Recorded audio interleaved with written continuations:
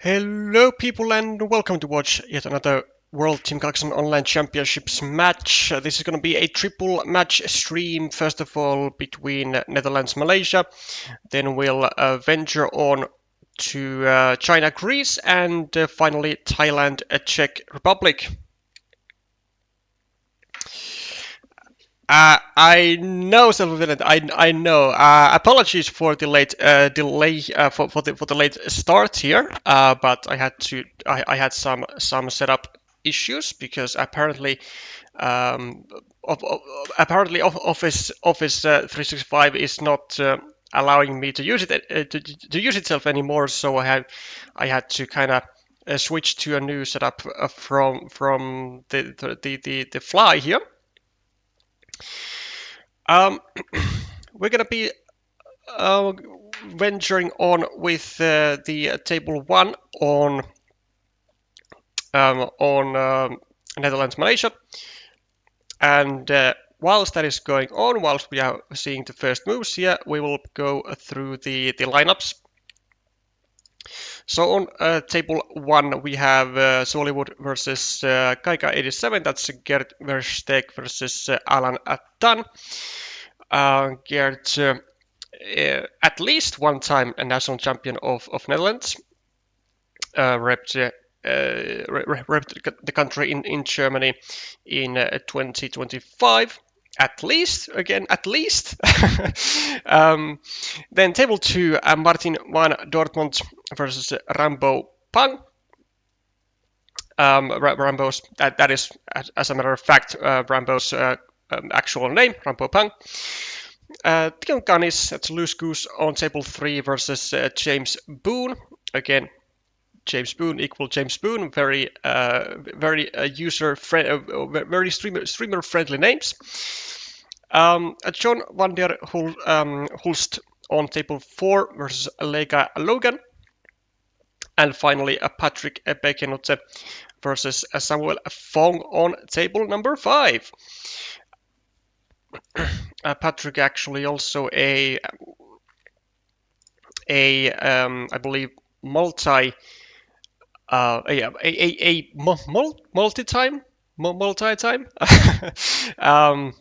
a player in the World Championships.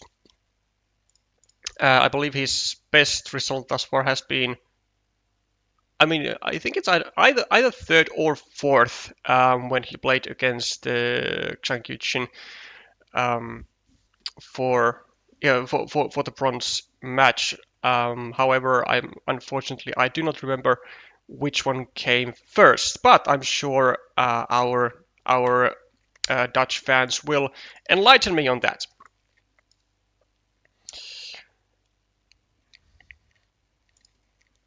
Welcome to Vaka.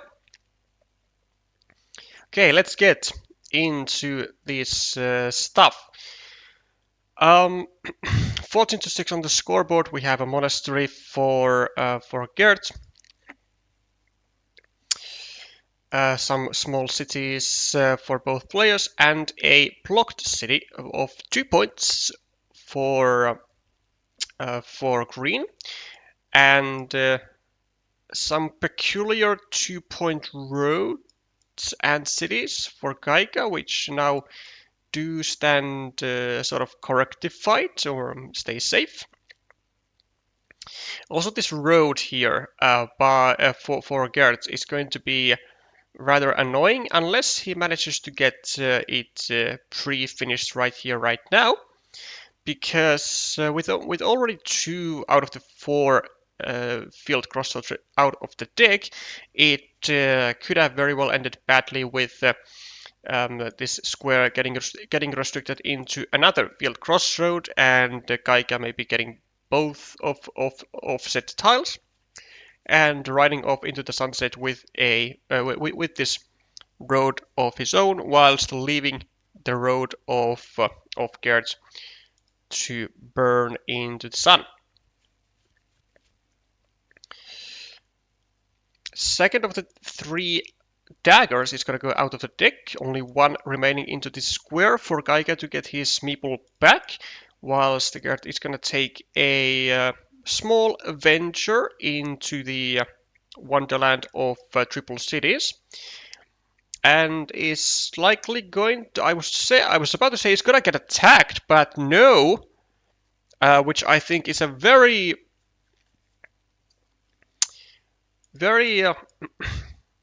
adventurous play from Kaika. So because like this city is like practically unattackable and unblockable, because now that Garrett has actually defended this square and made the only attacking tile, which would limit also this city into a quad city, which is not existent now, is the one remaining dagger, which is also needed over here.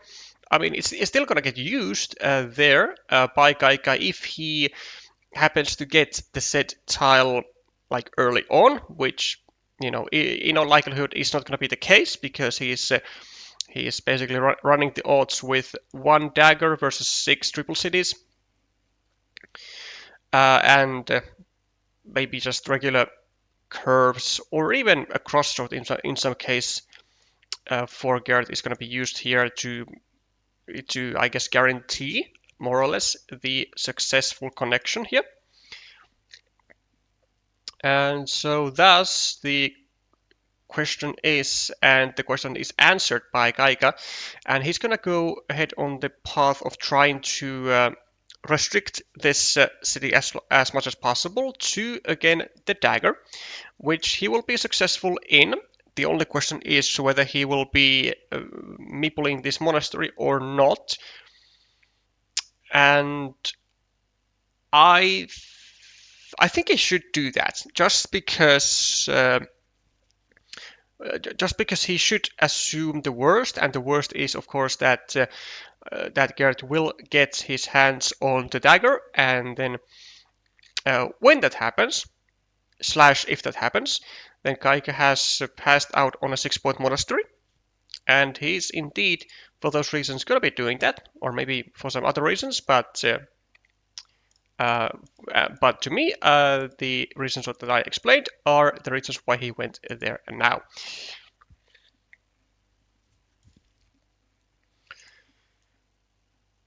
More shielded tiles for black, and he's going to be just continuing this city over on the right, likely from here, yeah, just covering up on the attacking platforms, looking to get a Dorito over here, or maybe a divider, then some more Doritos, triple cities, and all is well. This, I mean, yeah, sure, I can understand it, because Kaika does not want to get his city restricted yet again into the dagger. Doesn't want to make the dagger as like an absolute game decisive tile, which would be needed everywhere. It does create an attacking platform to the city for his opponent, but it doesn't matter as much, because green is in very tight meeple trouble, actually. There's only one filled crossroad, and then this is now blocked, which contains 3 meeples of green and 2 meeples of black. But first and foremost, the only 2 tiles that Garrett can get meeples back are the field crossroad and the Dorito, and both of those tiles are going to be helping out his opponent as well. So it is looking very, very bad at the moment for Garrett here. Like, he can't really do all that much. He really can't. Plus, he's only 1 point ahead on the scoreboard, and the features on the board. Let's see, 5 points here, 6, 5, 13, 15.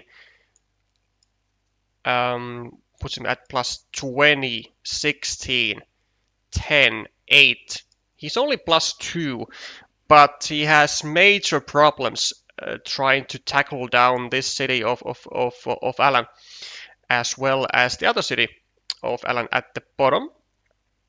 Although there aren't as many tiles that fits here, there is one city crossroad. Actually, that's a lie. There is no city crossroad, but there is a starting tile and maybe a dagger. There's one, there's two, so there are two tiles. There's a dagger and there's a starting tile to still fit here, and those are pretty much the only things that Kaika needs in order to make that city into a nightmare for his opponent.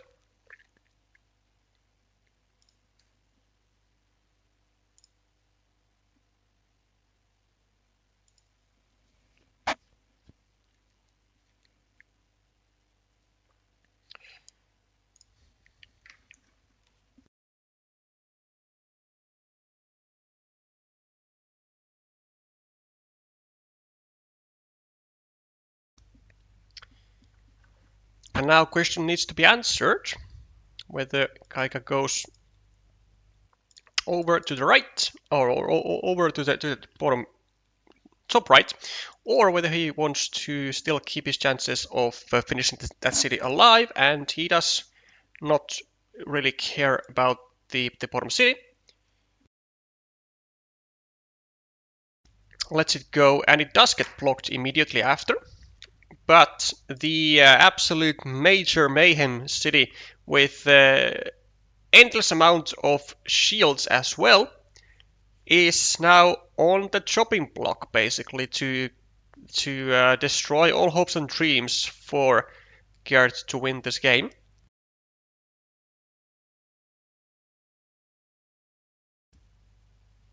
And it is also restricted into the final dagger, so now the dagger is going to be just, well, a game-winning tile at least for Kaika, but it might also be that for Gerd, depending on when he gets it, because I think he is still a couple points behind, and these 4 points would actually do wonders for for either player for sure. Let's take a look. +7, +15, 16, and these are very juicy points. +20, 16, 21, 23, 22. Is that the correct math? I think it actually is. I mean, this city is worth, what, 5, 9, 10. It's worth 17 points. With no other quick point opportunities really on the board. Yeah, I mean, at this point, it looks to be just about the dagger. Is this blockable? It might be. There's 1, 2, 3, 4, 5, 6, 7. There's still a triple city to go here, which will absolutely make a blocking tile. Maybe some other tiles also to block. Maybe an extender. No extender. Maybe a tube divider. No tube divider. Okay, so there's one tile to go into this square. It is a regular cow. So the odds are, well, actually quite good for Gerd, because he can draw either the dagger or the cow, whereas for Kaika it seems to be only about the dagger, because otherwise making points on this board is pretty tough. Well, there is potential 9-point field maybe if you get like a field tile here. 1, 2, 3, 4, 5, 6, but all monasteries are gone. Tube dividers are gone. There's 1, 2, 3, 4. Oh, there's a vanilla, right? 1, 2, 3, 4. Yeah, there's a vanilla to go over here. So a 9, that would be a 9-pointer. Maybe it would be in Kaika's interest to maybe also go here. Meeple the field? Is there a curve? 1, 2, 3, 4, 5, 6, 7. There are 2 curves still, so the meeple can be taken from both sides.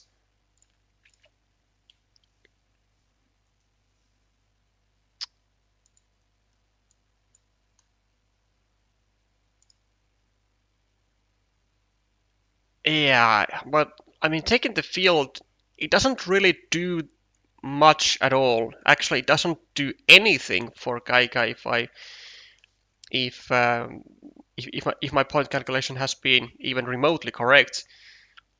Because if the field is taken, then any 6-point field will do for Gert, and I think he will have enough points to seal his win, provided that the city does not get completed. Plus 11, 18, 22. Well, there's a 9-point field, and there's the blocking tile for Kaika. So now it's really just a 50-50 game for the dagger.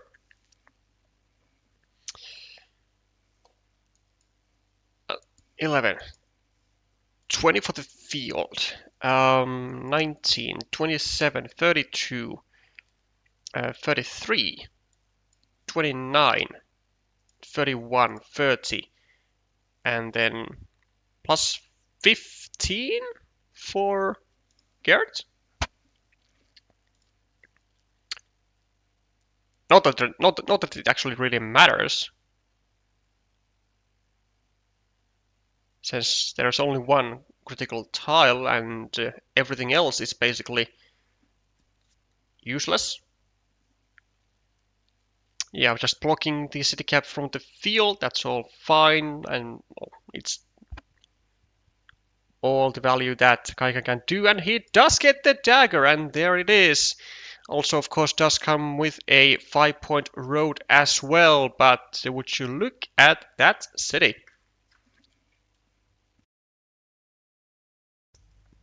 A billion points. 6, 10, 15, 18, 36-point city, and that is an absolute killer blow. Well, in terms of both players.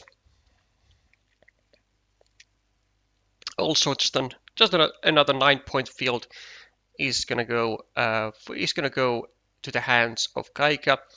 Would have had a choice of options over here or over here, but what better than enjoy a 9-point field which includes a city that you just created.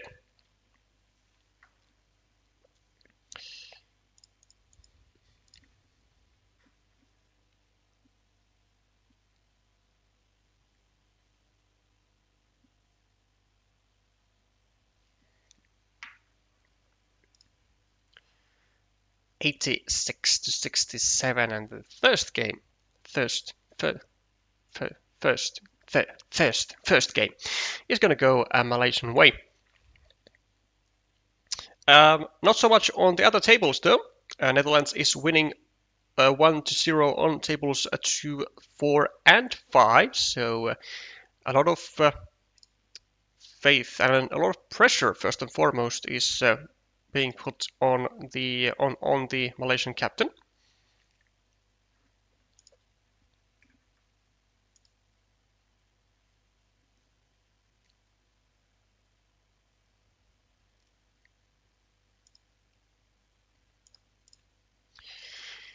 So on table 1 we have Martin van Dortmund winning at the moment 1-0, and tables 4 and 5 John van der Hulst and Patrick Bekse also carrying their weight, at least for now, trying to make some points for Netherlands.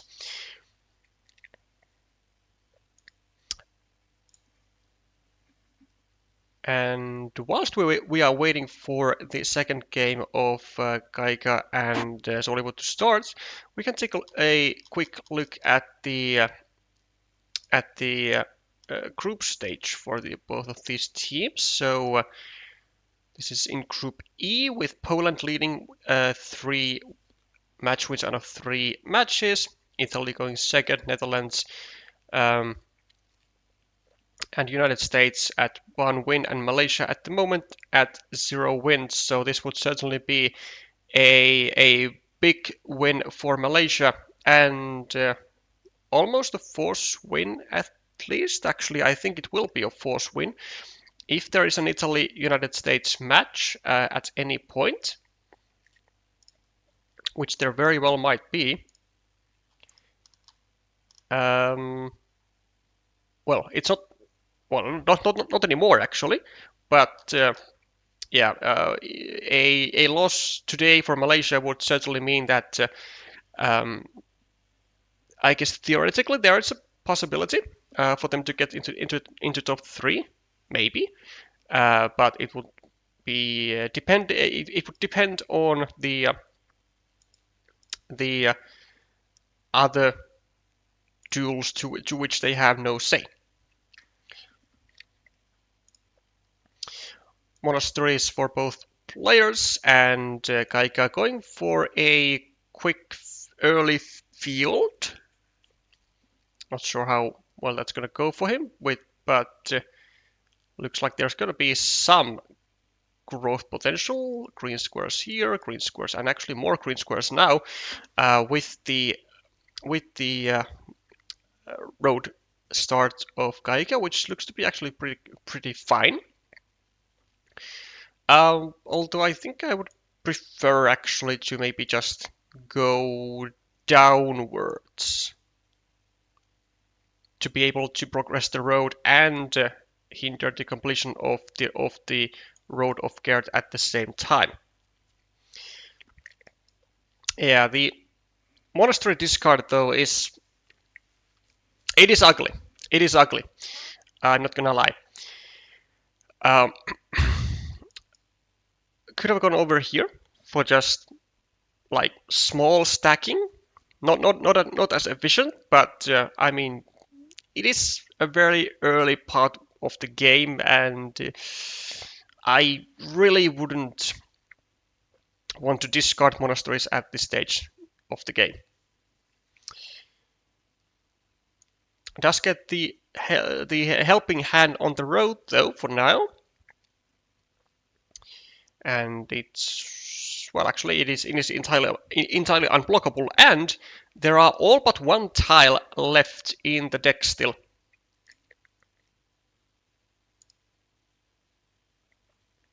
To fit that square, and the starting play advantage of Gerd just got entirely abolished as the quad road was discarded.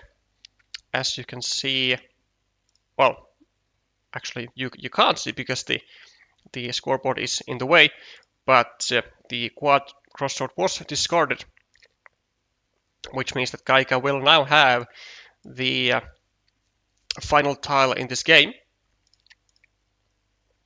which will certainly boost up his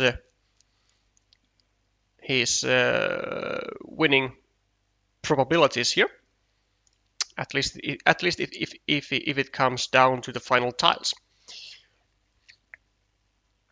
Gets also the continuation to the road, and the monastery now hinging on to the dagger, which honestly I'm not sure if it would be placed there by Kaika or not, because he would get the monastery back, but I'm not sure if he wants to. Maybe he just wants to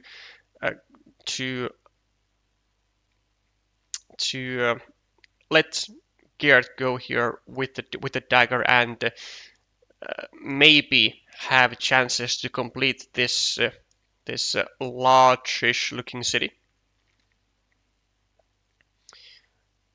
Well, we're about to find out. At least not for now. The dagger is not gonna go there. And I mean, I can be certainly behind that idea. Well, both ways actually. But usually you don't of course want to give back a meeple to your opponent without getting a meeple back yourself. So for green, I think it's less likelier that he's gonna go here. I think green is gonna go here only if it's a good chance to finish the city. And at this point, it doesn't look like he's gonna need to finish that city anyways. With 24 to 12 on the scoreboard, with of course a 9-point field for Kaika, so plus 3, 8 points versus 8 points on the monasteries. The 3-point advantage on the road for Kaika, which puts him at equal, and then another 6-point field and the cities for both players. I'm not actually sure which position I would prefer more. I think I would go with green at the moment. Does get the monastery blocked though, which yeah, it does look like a good move. Because the chances were that Gerd was just gonna go here with a curve, get the meeple back, and then Kaika maybe couldn't have tried to get his own meeple back with some double curvy tiles, or maybe just with the road monastery. Well, green is gonna go here for the dagger.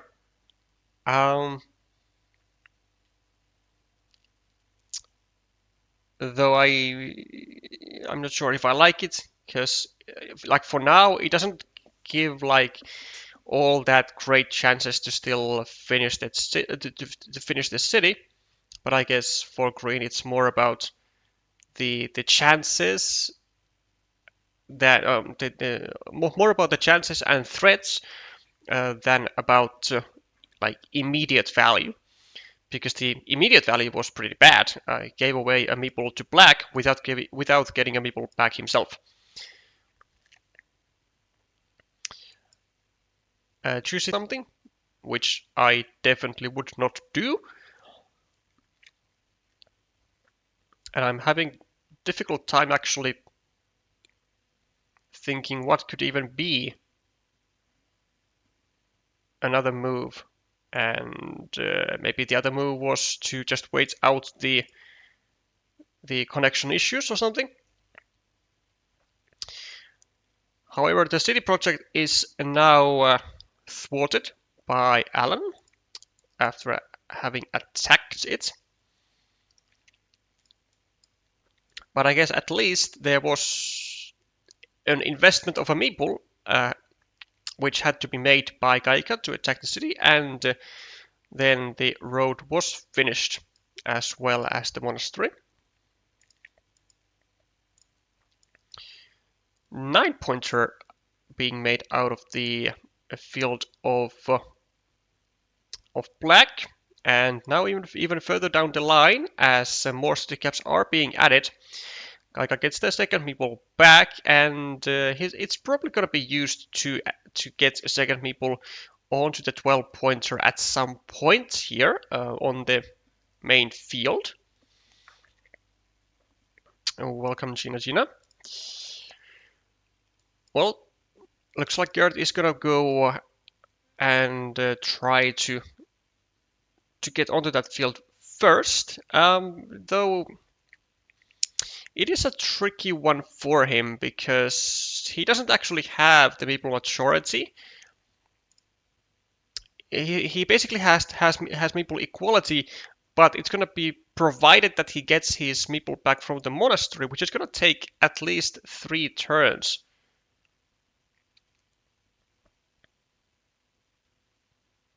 I'm not sure how it would take longer than that, but I guess somehow there could be a theory that it would.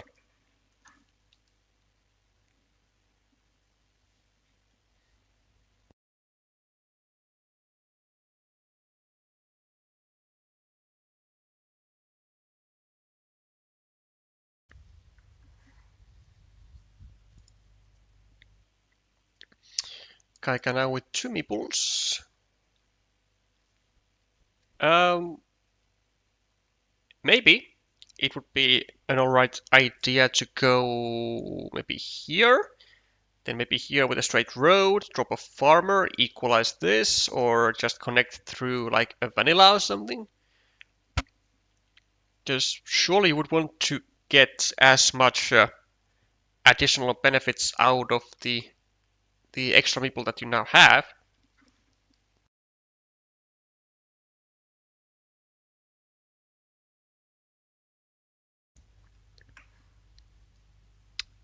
An alternative, I guess, is to go actually here and drop a ninja farmer,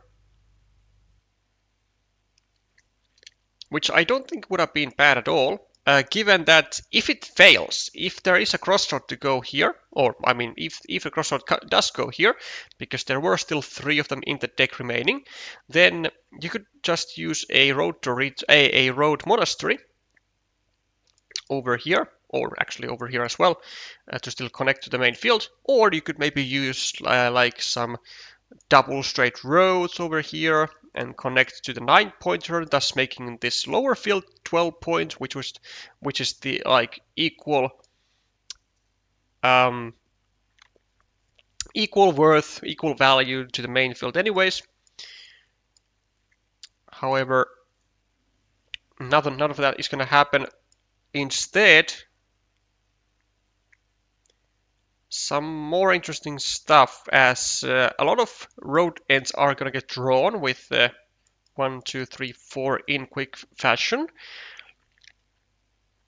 And instead of connecting to the ruin straight up, Kaika is going to go for I guess, a ruin part of his own, which I don't think I like too much, because it is actually, I think, in Kaika's interest to just connect over here and rely on his meeple advantage for a potential second attack, or just create the threat of the second attack being real, and maybe Gerd will want to use his final meeple onto that city/ruin, and then Kaika can use his own meeples to attack the field with zero additional farmers to worry about for green.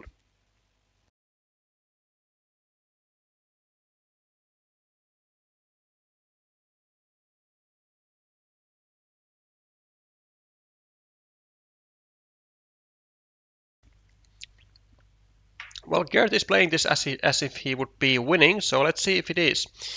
If it is indeed the case. He's -4 on the scoreboard. He is +3 on this mini battle here with the ruins. So that's -1. Equal on the field. Winning mini battle 6 on 8, so +1. And then an additional monastery, so +8. And all that is for an extra meeple. Yeah. Well, it does seem to my eyes, at least, that an extra meeple would be worth more than 8 points on this board, with 2 fields to attack to. Of course, the primary one being the juicier and the main target. But it's actually kind of difficult to attack to.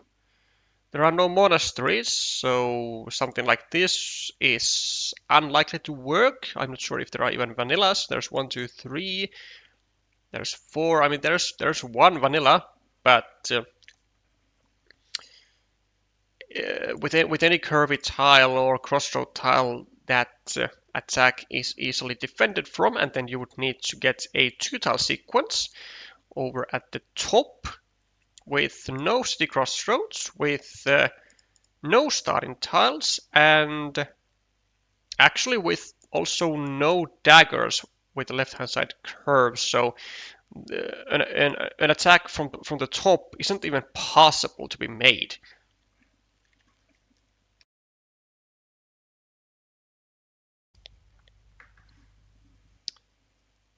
There's also, of course, the 4-point spot for green, and then he can actually get the meeple back eventually.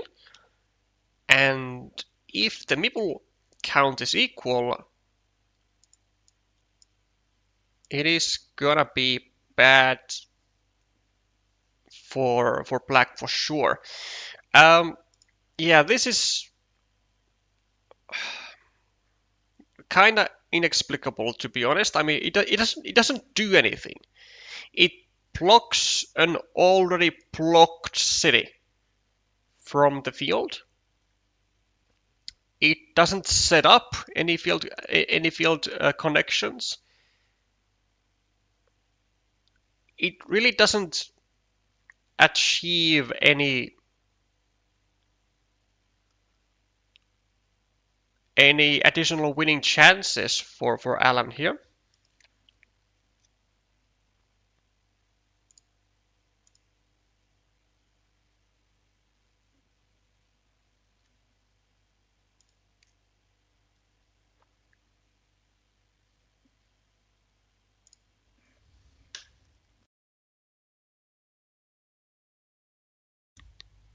Ooh, hold up.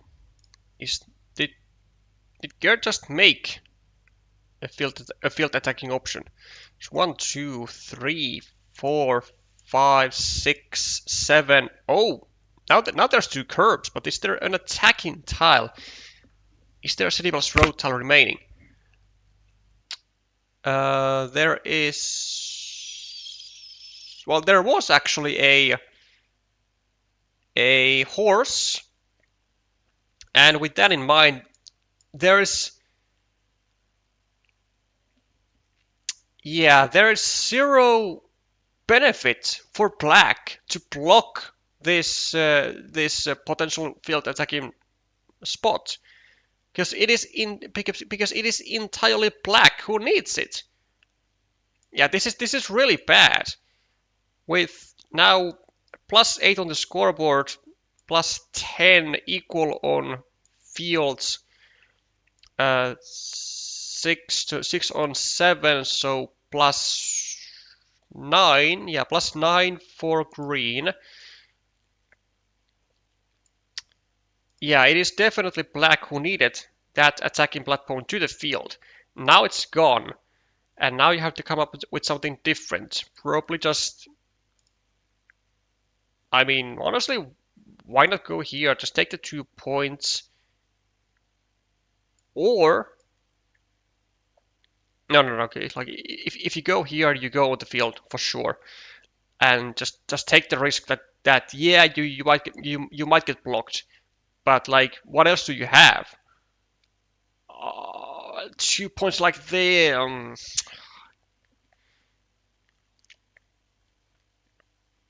Doesn't really make sense. Okay, like, so Kaika is paving some way for like a vanilla connection over here, but like this platform is just gonna get used by Zwollywood now to try and get the connection and first and foremost prevent Kaika from going for any further connection. Because Zwollywood is now +7. He's gonna go here. He's gonna be at +10. He has at least 1 tile to connect. There's 1, 2, 3, 4, 5, 6, 7. Oh yeah, well the quad crossroad is gone, so all crossroads are gone. There's no starting tiles. There's 1, 2, 3, 4, 5, 6, 7. There's also like a straight road to go here. I think this is just like a very, very clear move for Zwollywood. Like just to go here, or even the other way around, and to place a farmer to try and connect with a vanilla, plus either a straight road or a curve. Because I think there are both a straight road and a curve in the deck still. No straight road again. Right, 1, 2, 3, 4, 5, 6, 7. Ah, that's right. Okay, but yeah, okay. Well, if you're gonna attack to a field, then I mean you better choose the one which brings you more points, though. So other orientation might be better connect with a curve. Yes, it definitely would be. With 1, 2, 3, 4, 5, 6, 7, 8 with one curve, and there was also the dagger to connect, and now there's 2 tiles for Gaika to connect, and there's nothing that Zwollywood can do with this tile, and there's now 1, 2, 3, 4, 5, 6. Yeah, it's 15 points. Like, this was just absolute free stuff for Gaika. Just absolutely free stuff. Although I don't know why Gaika used his final meeple on it, because he still has 1 tile remaining. Yeah, and he realizes that. I'm not sure if it is gonna be his doom. 7, 10, 13. Oh, he's only +3. But Zwollywood doesn't have anything to get even for 3 points, does he? Well, he has 3 points, but that's gonna be only a win, a loss by a draw. I'm telling you, it was almost just a free gift from Zwollywood to Gaika to not attack the main field with 3 tiles to still connect. A vanilla, a dagger, and a curve. Just go over here, and you have 3 tiles to connect. 3 tiles. Instead, you are attacking a smaller field with less tiles to connect. Like, it makes absolutely 0 sense whatsoever. Absolutely 0 sense. Something I would very much like to hear Garrett's thought process, because to me, that's just a massive, massive blunder, honestly, by Green, and he's gonna pay the price, the ultimate price, and loses the game and the duel.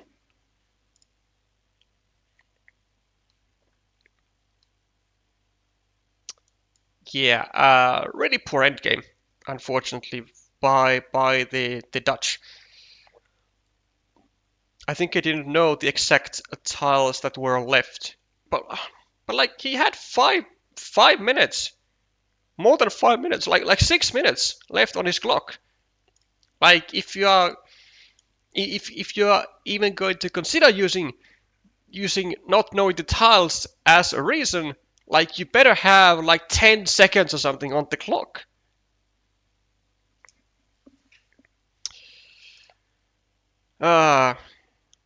Too bad. Too bad. Well, hello, Gaika.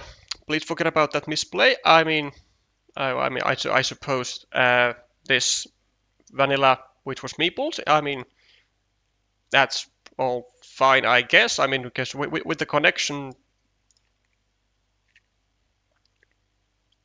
Well, actually, I guess the connection was only halfway there. It was still like a 50-50 chance for Zwollywood to get the dagger and to get 6 more points.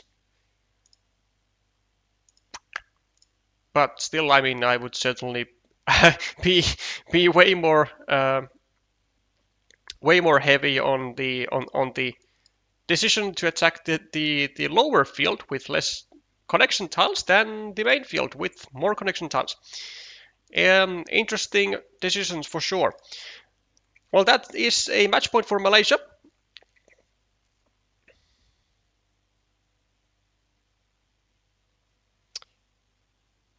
Yeah, maybe Geiger thought that ranting about his meeple on the vanilla, but yeah, that was not the first thing on in my mind at the moment. So currently Netherlands 0, Malaysia 1. Let's switch to table number 5 with Patrick Bekse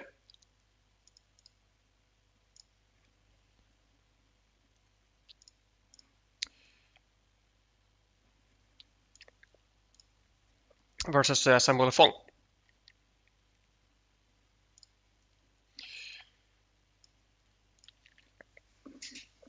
So this is of course a decider in a 1-1 situation. So far, a large city has been completed. Looks like 2 red only. 1, 2, 3, 4, 5, 6, 7, 8, 9, 10, 11, 12. Yes, 2 red entirely. And we have huge fields brewing with third field meeple going in from Patrick. Then we have a 2-on-1 blocked meeples. We have, is this blocked? Oh, actually, look at this. I mean, there was a 7-point move made by red, but he didn't liberate his meeple. That's interesting. I mean, yeah, there are still 2 daggers remaining, but you need like the max amount of meeples when it is all about a huge field fight.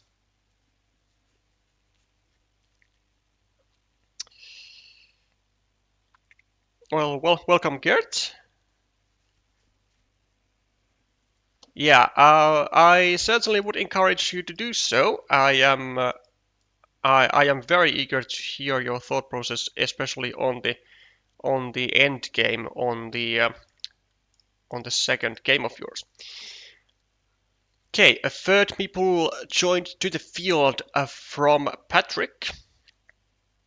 Now the fields haven't unified just yet, but they are going to be doing so at any point now.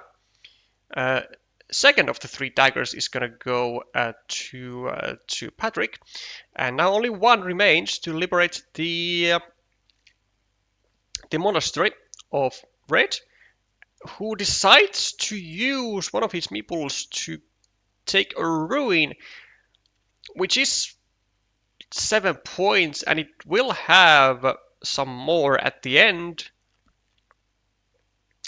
And he does have a 19-point lead, but I don't think that the ruin is going to necessarily be a good decision. Nonetheless. Well, let's see. 1, 2, 3, 4, 5, 6, 7. The field is worth 21 points when united, and that's basically the difference on the scoreboard. And then there is 8, 7, and then so 12 extra points for red when the fields are unified. I mean, that's still doable for red for sure, if he keeps on scoring quick points or something.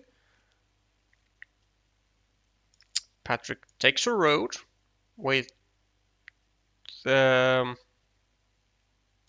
a lot of road ends still in the deck. 1, 2, 3, 4. Still 4 crossroads, and maybe even some other road ends. There's also a horse, and that's it actually. So 5 road ends, but that's still a lot from 19 unseen tiles.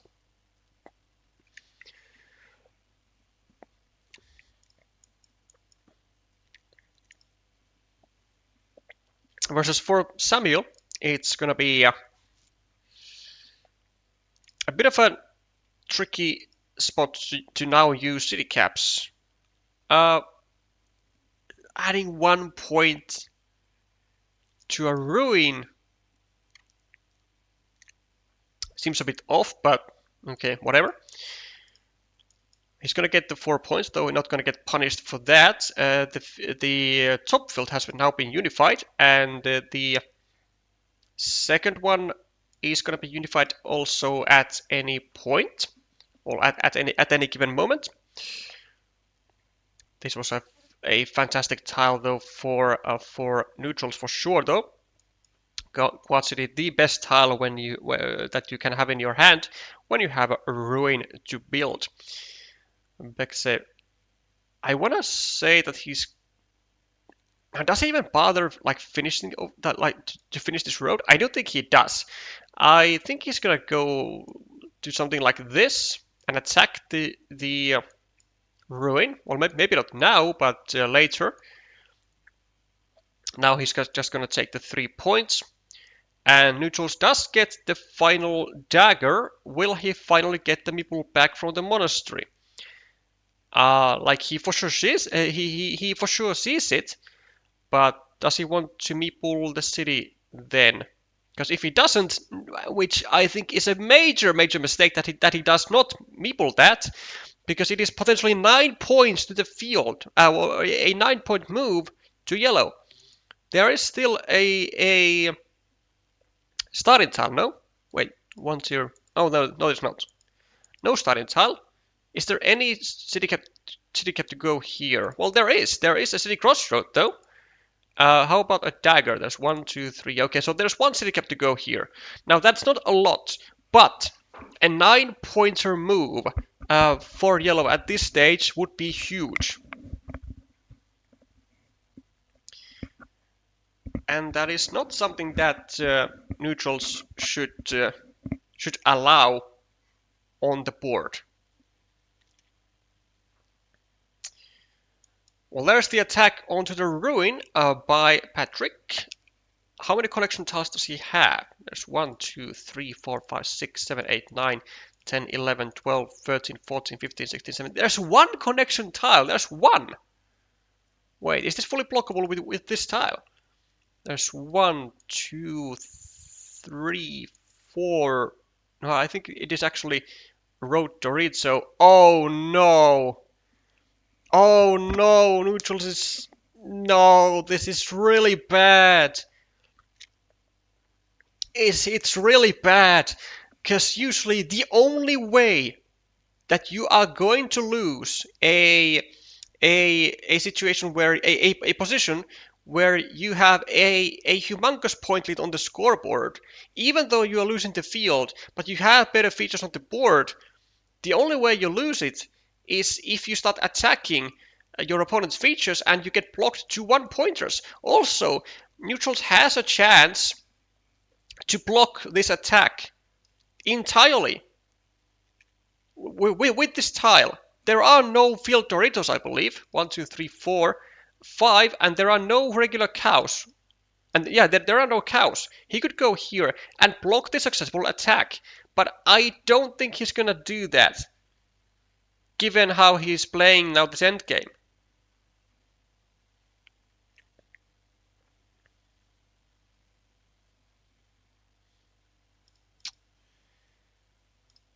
But he kind of has to find it, though. Has to find it.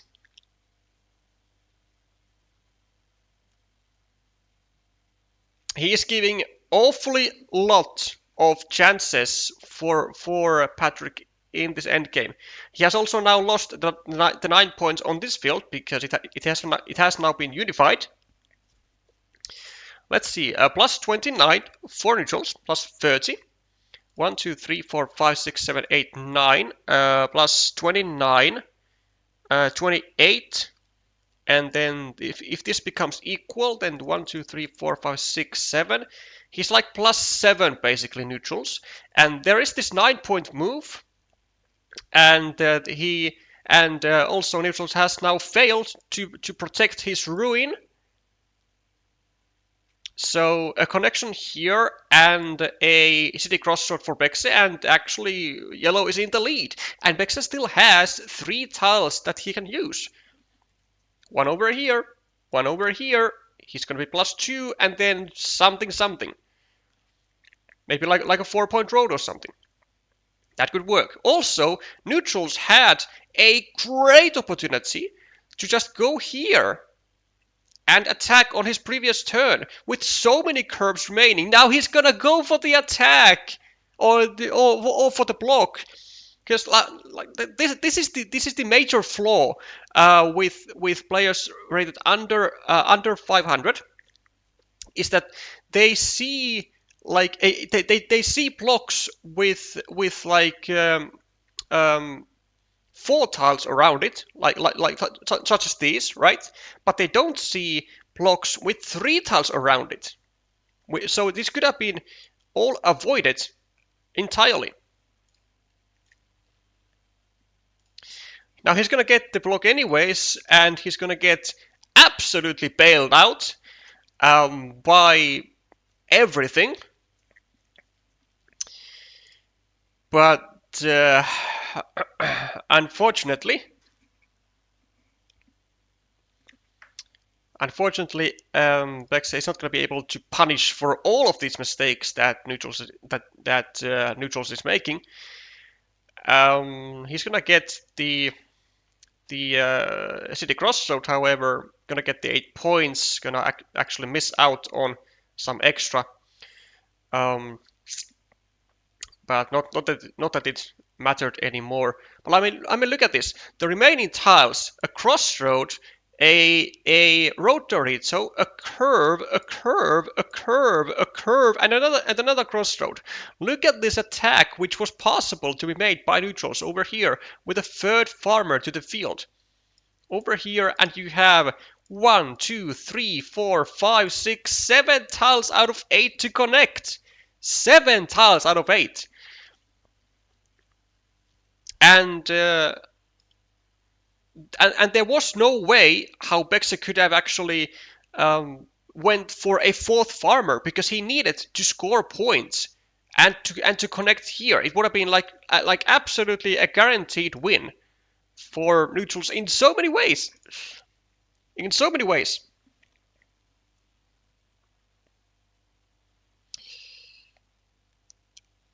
So he killed his connection by protecting it. Yeah, as in like hinting like that Patrick killed his own connection by going here, which in normal circumstances would save it, but then it actually got neutral's attention, which it didn't have before, and so then neutrals went for the blocks and was successful in seeing that. So now I can actually make a block. Yeah, that's funny. Well, I am glad you agree with my rant, Gerd, so that it didn't go in vain. Let's see the score for now. Actually, as a matter of fact, Malaysia has won. Yeah. And looks like the table 5 was the final table, and well, look at this. Malaysia is gonna get their opening win on week 4 in a 2-3 fashion against Netherlands, with wins on table 1, 3, and 5, and Netherlands, may I say, barely winning on tables 2 and 4 with deciders on both of those tables. So a very strong performance here from Malaysia, actually winning the max amount of games that they could have with 3 dual wins. Good on them. We will, however, well, actually, we don't need to do that just yet, because the China-Greece match is starting after 5 minutes, so we can take a bit of a breather and see where everybody stands.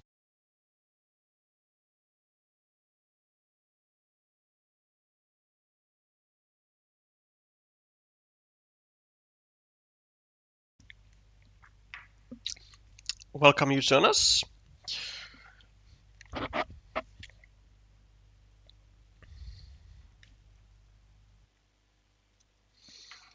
Yes, indeed, Crafty. If Bekse didn't save in air quotes his connection, neutrals would never have blocked it. Yeah, funny how the minds work.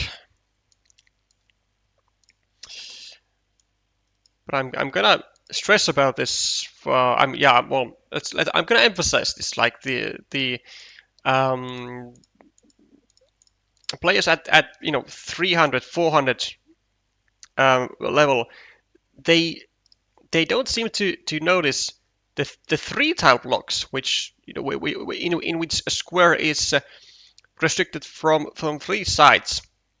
So in this case, if you go here for the curve with the field side going to the left, there is no tile to fit here.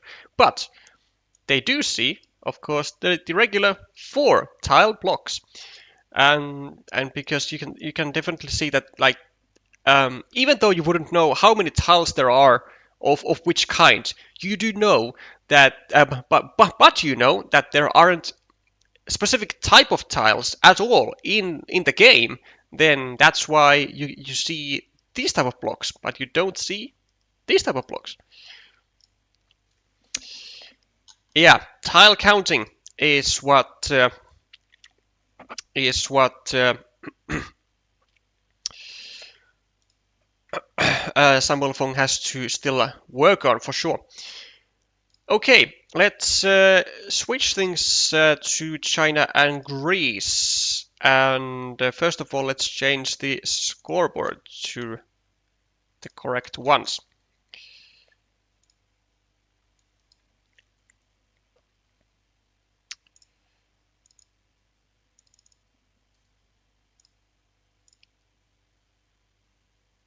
There we go.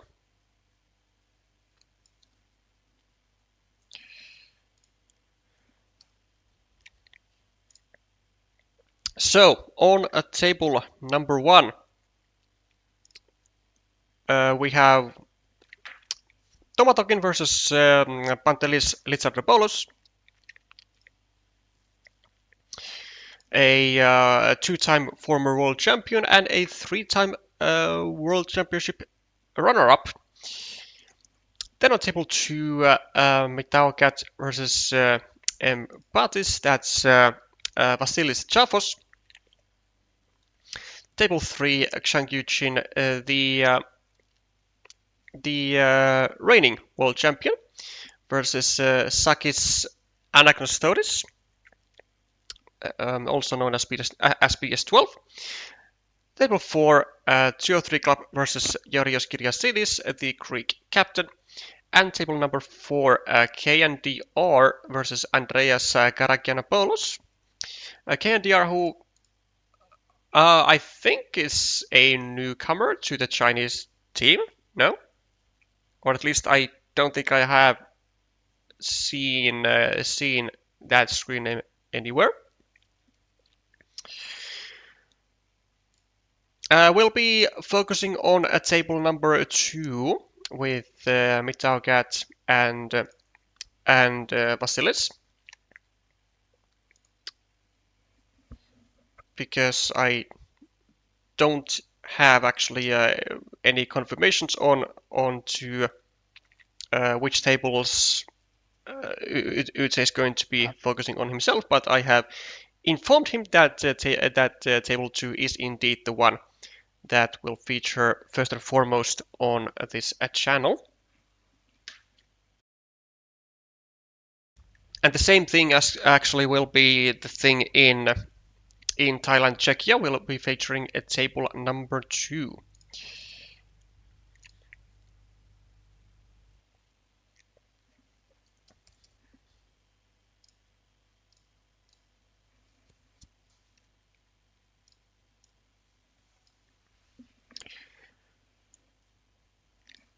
well, I did actually say that we would take a look at where each team stands, but never mind about that, I guess. Well, actually, we can still take a very quick peek because it's quite interesting. So China with 2 out of 2 wins, Greece with 2 wins out of 3 matches. So both at the moment on positions 1 and 2 in their group, with 2 match wins certainly being a strong contender of the top 3 spots no matter what. China's very likely to be in the top 3. I mean, very, very likely, as they still have a match on week 5 as well. And I'm not sure how terribly.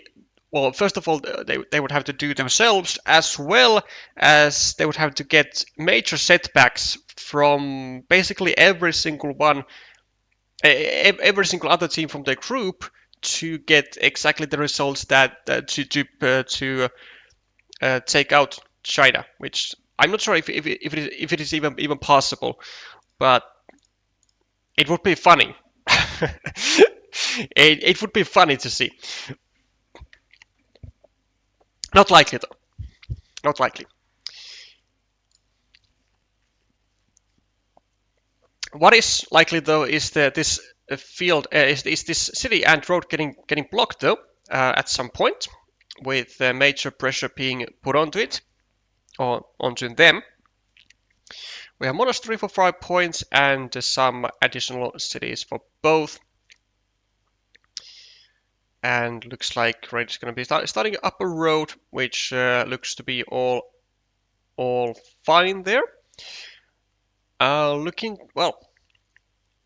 to actually, I guess, get a city bus road tile here, meaning I guess a city cap, but also I think also a road Dorito or even a triple city with a road would work. Practically any tile here would work actually to cause major pressure onto this square. And this road is, I want to say it's gonna be frozen for a long time. I think it will be in the best interest of Red to not do anything about it before a city bus road tile is drawn. And I think mitaocat certainly would be the type of player to have that type of patience.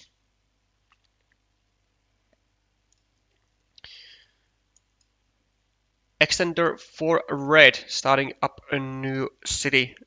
And yeah, there's going to be a bit of a contest for the field.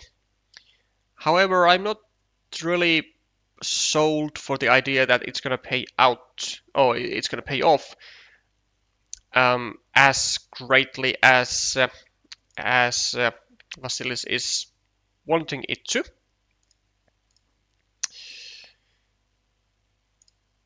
Because of this situation right here, like he had no guarantees of even being able to save it. Well, he has now saved it, but there are still no guarantees of that of that tile actually going there at any point. Even though it is, I mean, it is likely. It is about 87.5% likely to go there at some point, but it might and most likely will take quite a long time. There was also a chance for Vasilis to go over here and to try and indirectly finish up the road well beforehand, but instead he's going to go for a second meeple to the field, which I don't really like at all. Now, sure, it is 12 points, but this move is also going to make it severely harder for Green to actually finish this road at any point, because he's now gonna need like a triple curve combo, or like a curve and a crossroad, or like a road monastery. Whereas before, if he went here, he just needed like one curve and then the dagger to hit. So I wouldn't really say that it's gonna pay that it's gonna be up to his, like, benefit to not advance the road, even though it was attackable. Also, a large-ish expansion actually of the field, and this is also going to be a major invitation actually for Red to maybe even go do something like this, or let's say maybe here, and place a farmer, because he can then connect to the field via that same dagger. Of course, he can also maybe just go over here and try to finish up this large city, make a huge impact move, or go over here instead, which he does. But so how many tiles does he actually have here? Well, there are still 3 actually. That's quite a lot. And what's worse is that he has the chance to go do stuff over here with like a straight road, restrict this square to a starting tile, and then have just actually splendid chances to either finish up the city and block the city and the monastery, or force Vasilis to use a field torito here, which would block everything on this general area. And as it stands at the moment, both cities of these players are completable. However, it's also fully possible to go here maybe with like a double Dorito for red and take control of the entire thing. And there is potential to see the biggest city, at least in this season's, at least on this WTCOC season so far, to be fully completed. Like a Dorito over here, a city cap over here, a Dorito, and the dagger, and that's just, I don't know, a 200 or 300 points for red. And this actually sort of supports that idea. Now, of course, the point of this move for green is to let's say deny the vanillas from mitaocat of being able to be used as city finishing moves, and there's going to be a lot of work to be done, as the ruins are indeed going to be unified. Fortunately for Vasilis, there's also, just tremendous tiles, tremendous continuation tiles for him, as he gets to attack the city immediately and doesn't have to be afraid of losing the entire thing. And as a matter of fact, it is now impossible to lose the entire thing without a triple city, and then like a third meeple going be at the top for an attack for red. Now I am actually, yes, I was about to say that I'm aware that it is still possible to attack from the top like this, but it actually isn't. There are no connection tiles there in the deck. There are all extenders are gone, and all cows are gone as well. Let's leave the potential theory aside. Let's talk about facts, and the facts are that red is now at the moment 4 points ahead, and a wonderful, superb tile for Vasilis as he gets the road monastery, gets to at the road end to his road, and there are still all three daggers in the deck. No, yes, all three daggers are still in the deck. mitaocat in the meanwhile is gonna be attacking with a third meeple. However, he can only get the connection with a curve. 1, 2, 3, 4, 5, 6. I mean, there are still three of those in the deck, so there's no need to be worried for red at any time soon. It's also going to be coming down with 5 extra points, one for the monastery and 4 for the road. And there's the dagger. So Vasilis is going to get away with the entire 10-pointer. Is so far having a meeple advantage here, but he's probably going to have to find a way to attack the field. And, well, he does actually have a chance. He could actually even go over here and place a farmer. There are still 2 daggers to fit into this square. Now, annoyingly though, the monastery also is going to be needing a dagger. But there aren't any other attacking platforms actually. None exist. I guess I could go over here and make a platform, or over here. Both work.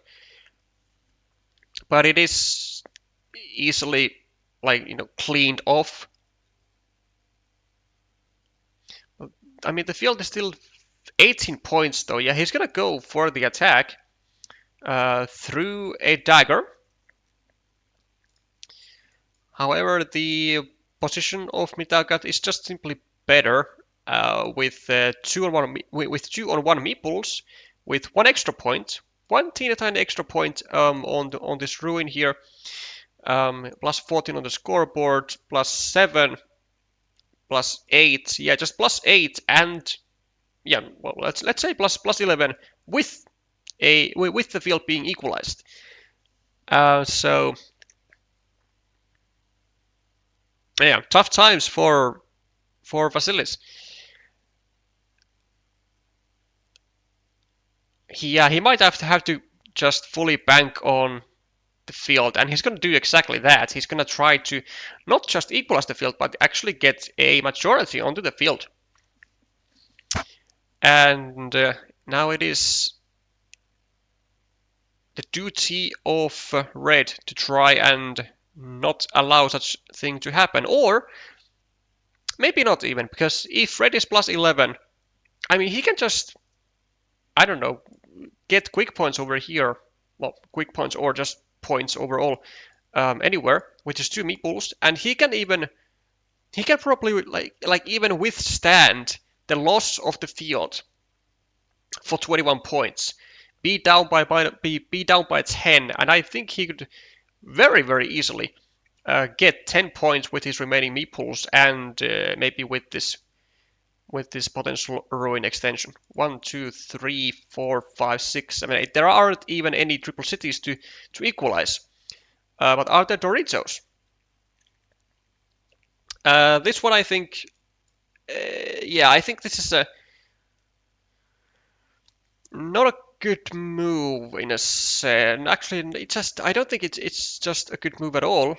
Yeah, sure, he's gonna go and try to make the block, but like he can withstand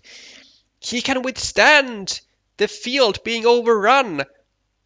And like right now, if he just went over here for 1 point, here for like 4 more, he would be down by -5, have 2 meeples to play with, and I mean things would be just fabulous. Yeah, it is. Again, like when you have elite on the scoreboard and you have meeples, your opponent doesn't, you can withstand a loss of a field and just score. Ignore the field. You can just ignore the entire field. The way to lose this is to get your meeples stuck to 0-point features, or to make those meeples be worth 0 points. It's that simple. And it looks like Red is about to be on that path to make it happen. Now he has how many tiles to go here? I think there's only one regular curve. 1, 2, 3, 4, 5, 6, 7, 8. One regular curve.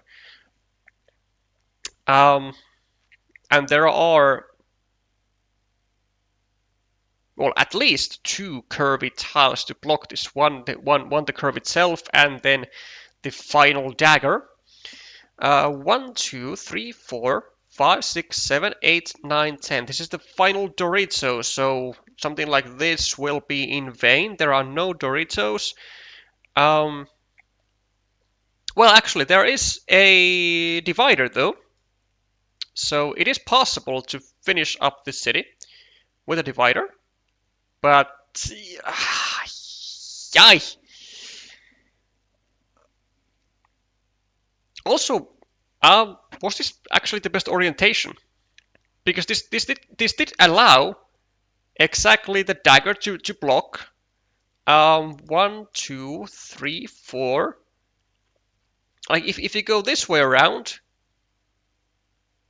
isn't it just better? There are no city crossroads to block. This won't work in blocking. There are no road Doritos to block. Yeah, there would have been 0 blocking tiles, right? Or was there a dagger? 1, 2. Okay, there was 1 dagger. 1, 2, right? Okay, fair enough. But think of it this way, like if you go like this. No, never mind. Because what this offers was also...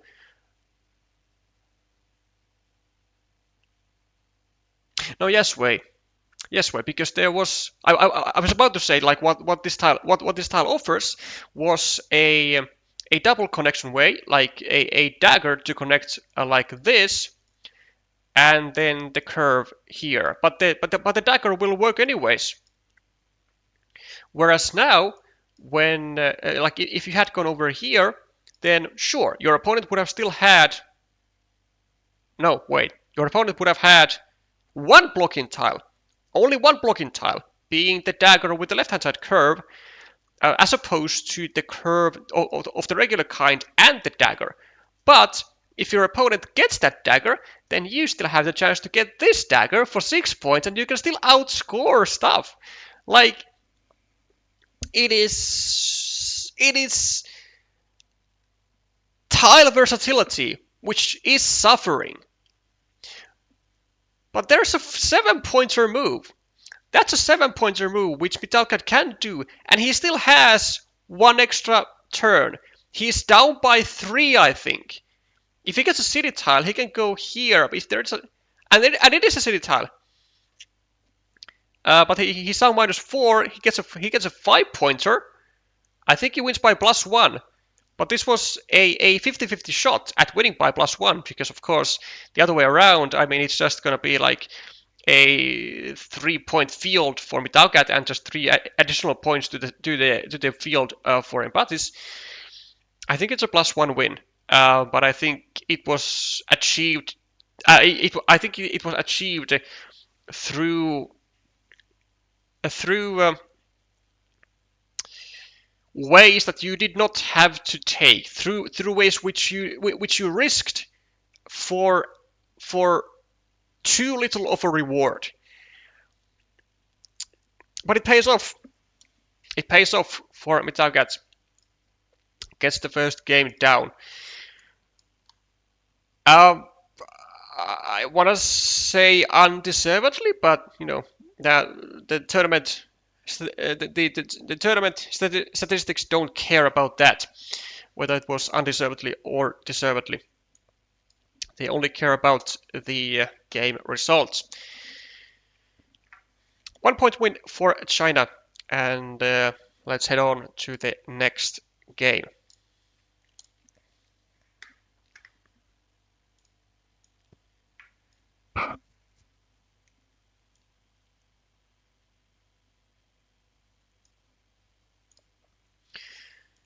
First 4 points to mitaocat, and we already see a field forming up. It will be a miracle if red takes anything but the 4 points for the city, and most likely, I guess the next tile in for green is going to be just claiming the field, unless it's like a rodent for 3 points or some other lucrative point scoring tile.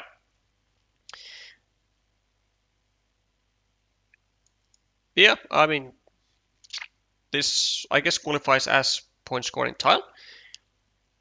And it does look like there's going to be actually 2 fields now. One at the bottom and one at the top, which, oh, well, ain't that interesting. I would have even meepled this small field as Facilis. I don't really know why he didn't. Like, it was already 6 points, and he had the potential to make it 9. This is a kind of an uncomfortable tile for red. I mean, he could go here and place a farmer himself, but it would create a 6-point city. And if he goes here and takes the 6-point city, then there's going to be immediately a second farmer by Vasilis. So probably red is going to go either over here and claim a second city, or then over here and claim a city.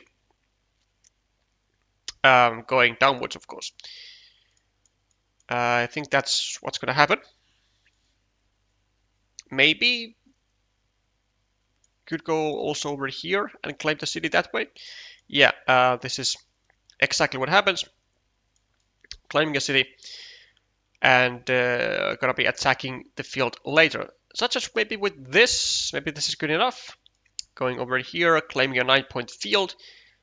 I don't really see anything wrong with that. Like, sure, it's gonna leave like a potential for Dorito city, but you know, it do be what it do be. Quick points are ignored by Vasilis, takes instead a potential 8-pointer, which in this instance I mean, it's okay because it is safer than usual, because it is because it requires city plus road tiles from both sides for red to attack it. But also, with just any curve, any crossroad, the completion of the city will become immensely more difficult. All city crossroads are gone, 2 starting tiles are gone, and also a dagger is gone. So only 4 city caps would remain. Yeah, that is totally acceptable move. Restricts the city and prepares to block it, or prepares to restrict it to a dagger with a left-hand side curve, which there is only 2 remaining. Vasilis starts another city of his own, looking to be using triple cities and Doritos onto here, and getting some value for different types of tiles. City caps over here, extenders over here, triple cities, Doritos, and city caps with road, maybe even also maybe also just here, or here or wherever. it's usually kind of tricky to not find any value for city caps at the beginning of the game, that is.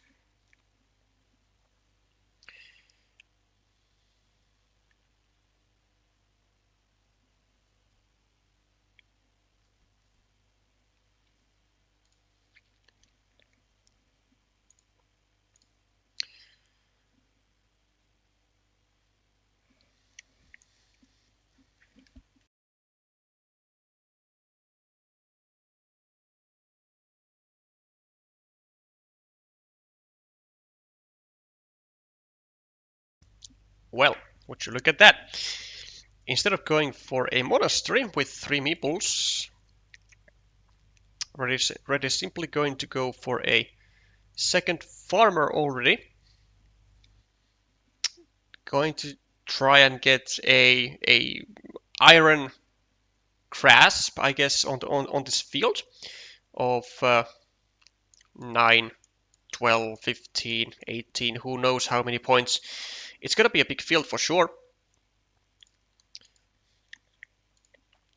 But he will be paying, I guess, at least a small price in allowing himself to be at a meeple minority for at least a small while before he is able to get a meeple back from the road or from the city. Well, that meeple minority though is going to be just fine as he gets also his opponent's city fully blocked, and the disaster is not done from Red's side. Also adds more chaos for green cities by dumping the quad city in there and making the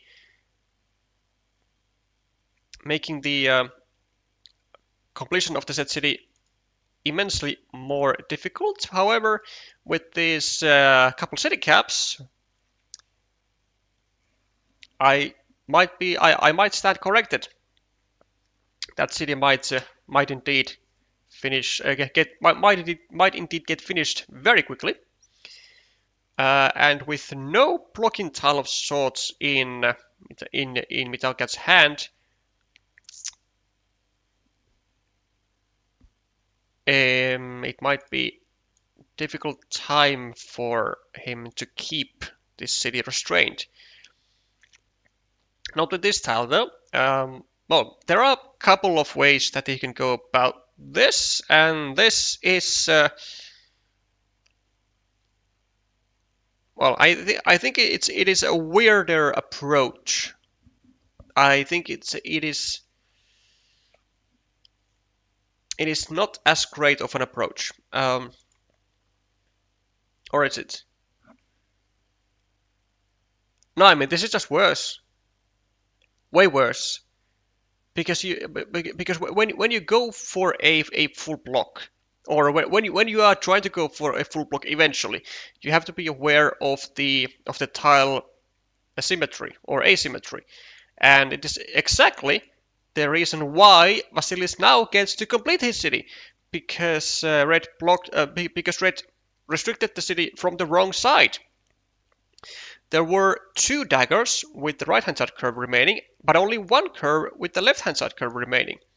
So had you gone over here, you would have had, well, as Red, you would have had much better chances of this city staying put.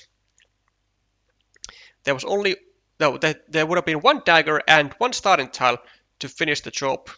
And now you are at a meeple disadvantage and down on the scoreboard. All because you chose the wrong orientation and also the wrong placement for 1 tile, for 1 restriction tile.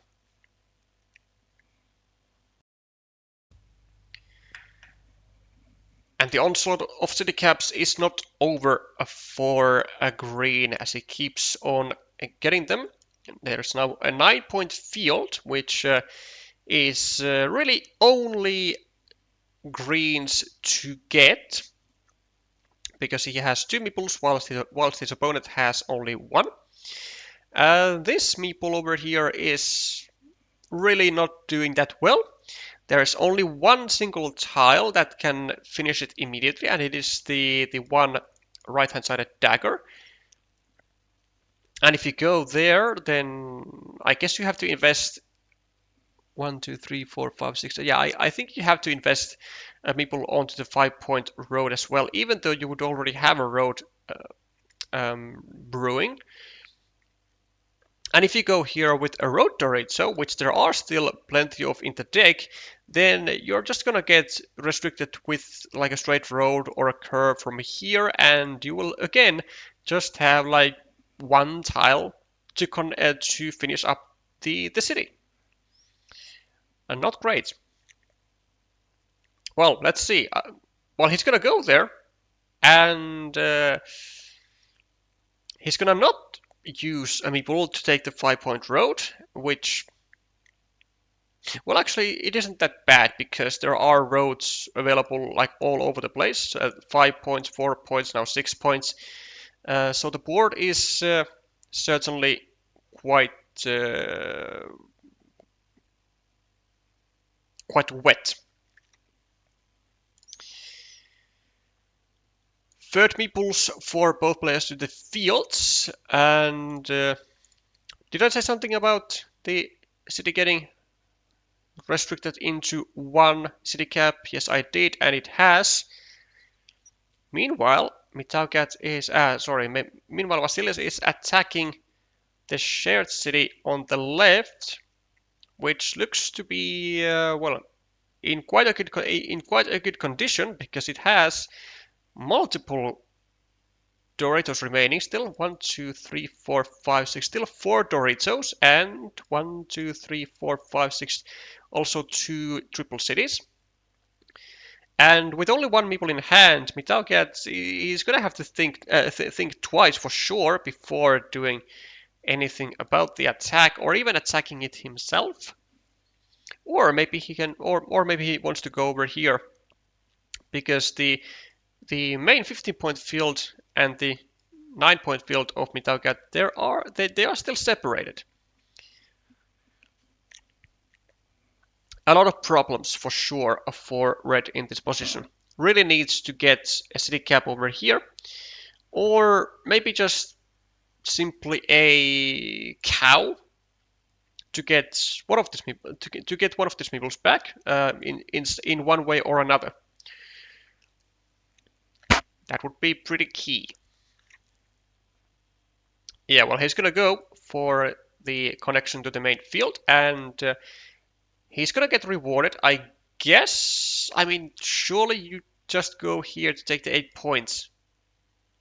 Yeah, he does. He does risk this city getting completed for mpatis, which it doesn't, at least yet. But there doesn't seem to be that many city caps remaining, actually. So mitaocat is gonna, I guess, go here, surely. 1, 2, 3, 4, 5, 6, 7, 8, 9, 10, 11, 12, 13, 14, 15, 16, 17, 18, 19, 20. There's only 1 city cap in the entire game left, and it is the dagger with the left-hand side curve. So the city is actually pretty easily blocked, like really easily blocked. But mitaocat is gonna go for the attack anyways, which I'm not sure if it's good, but at least I don't think it can do much harm. Well, especially if he can get the dagger, then definitely not. He's catching up on the scoreboard. Now down by -4, +1, -2, and then we got this situation going on. With also actually Vasilis needing to still connect his third meeple to the now 1, 2, 3, 4, 5, 6, 7, 21-point field. mitaocat gonna be investing his final meeple over here for a 4th farmer, and there will be havoc for sure. And likely are we gonna be seeing a fourth meeple from green? I mean, surely we will, right? Because this field is just too like it has just grown to be too big. Yeah, there is the final meeple for Vasilis.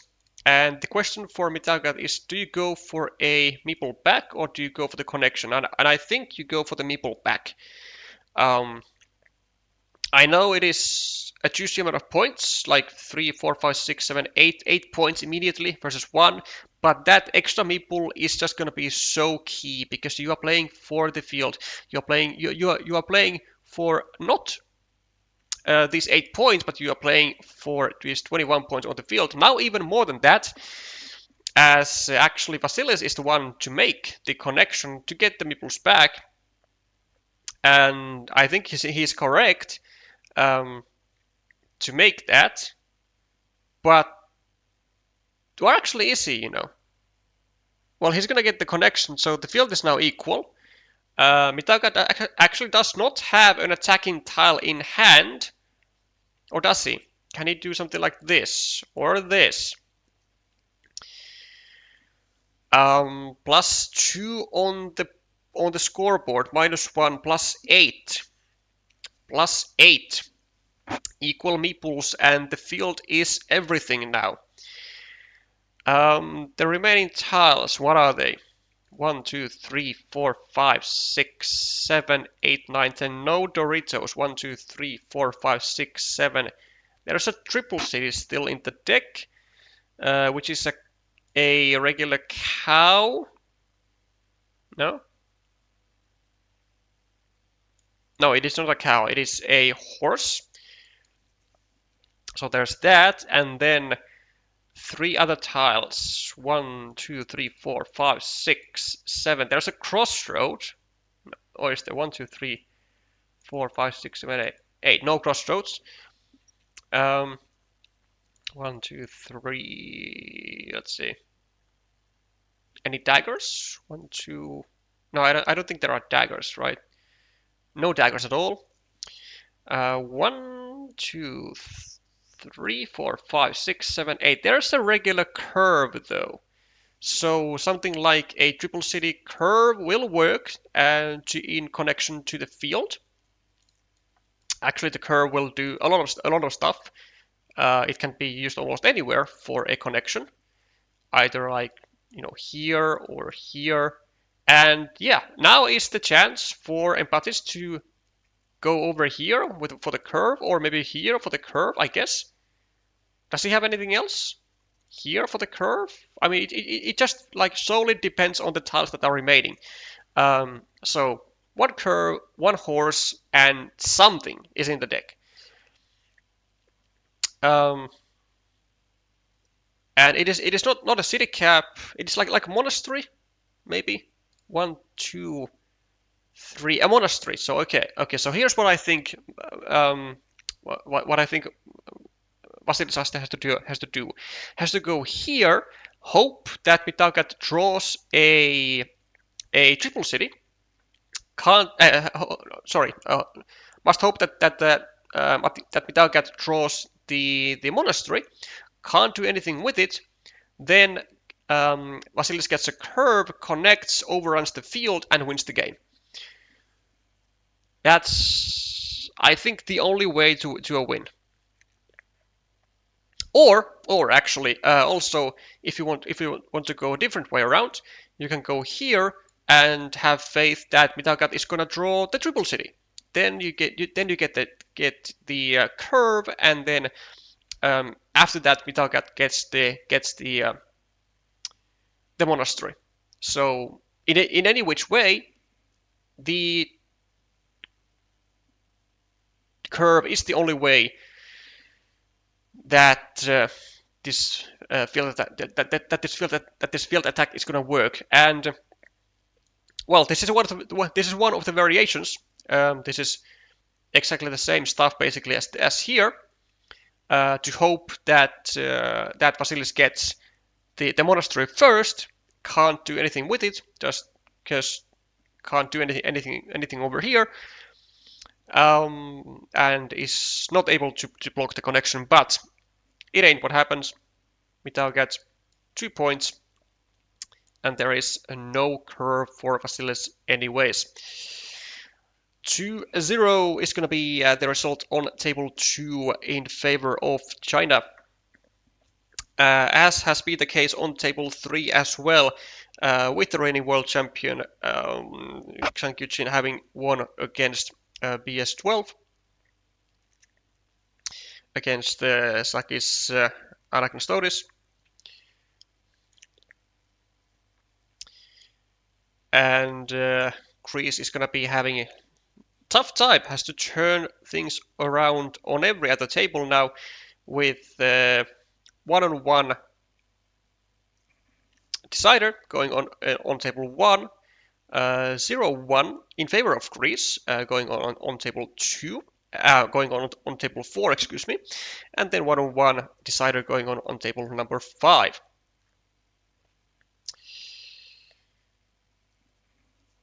Okay, let's go ahead and switch to. Let's go for table number 5 actually. Let's see the decider, where it is at.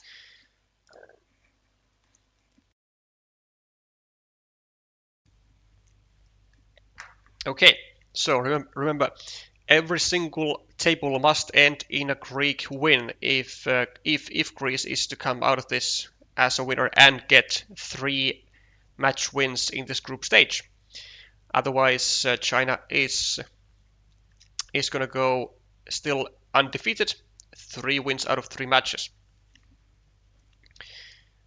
And they have then also guaranteed a spot in the playoffs.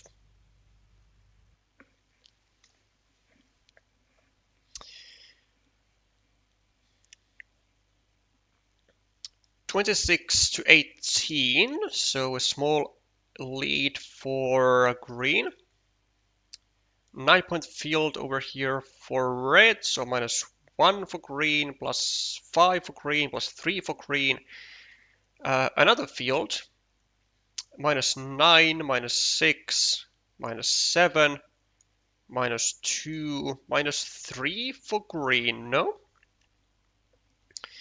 I think that is how math works. And yeah, I mean, actually could go here for a full block.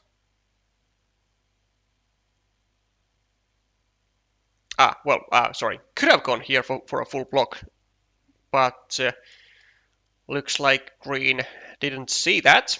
There were no started tiles remaining in the deck, whereas now still all 3 city crossroads are left, and it is a very, very good chance that red is gonna come out of this as a major winner with a 4 additional points to the city, and 3 on this field, 3 on this field, and yeah, it just looks to be like a really great situation for red here in basically all meters, on all meters. Even pre-creates the road for himself. Might have actually wanted to meeple this road preemptively, because I mean, in some cases, I guess there is a chance that green is going to continue their road over here, and then get the city crossroad and place it here themselves, which actually the city crossroad it's not going to be bad for green to go here if it means that all of these fields get unified. Because I mean, look at this city crossroad here. The field keeps going over here. The curve goes here. Maybe like another city crossroad here, and suddenly all the fields are unified, and the 6 double points are lost from these cities, and the double points will be lost from the city as well. Chances for green.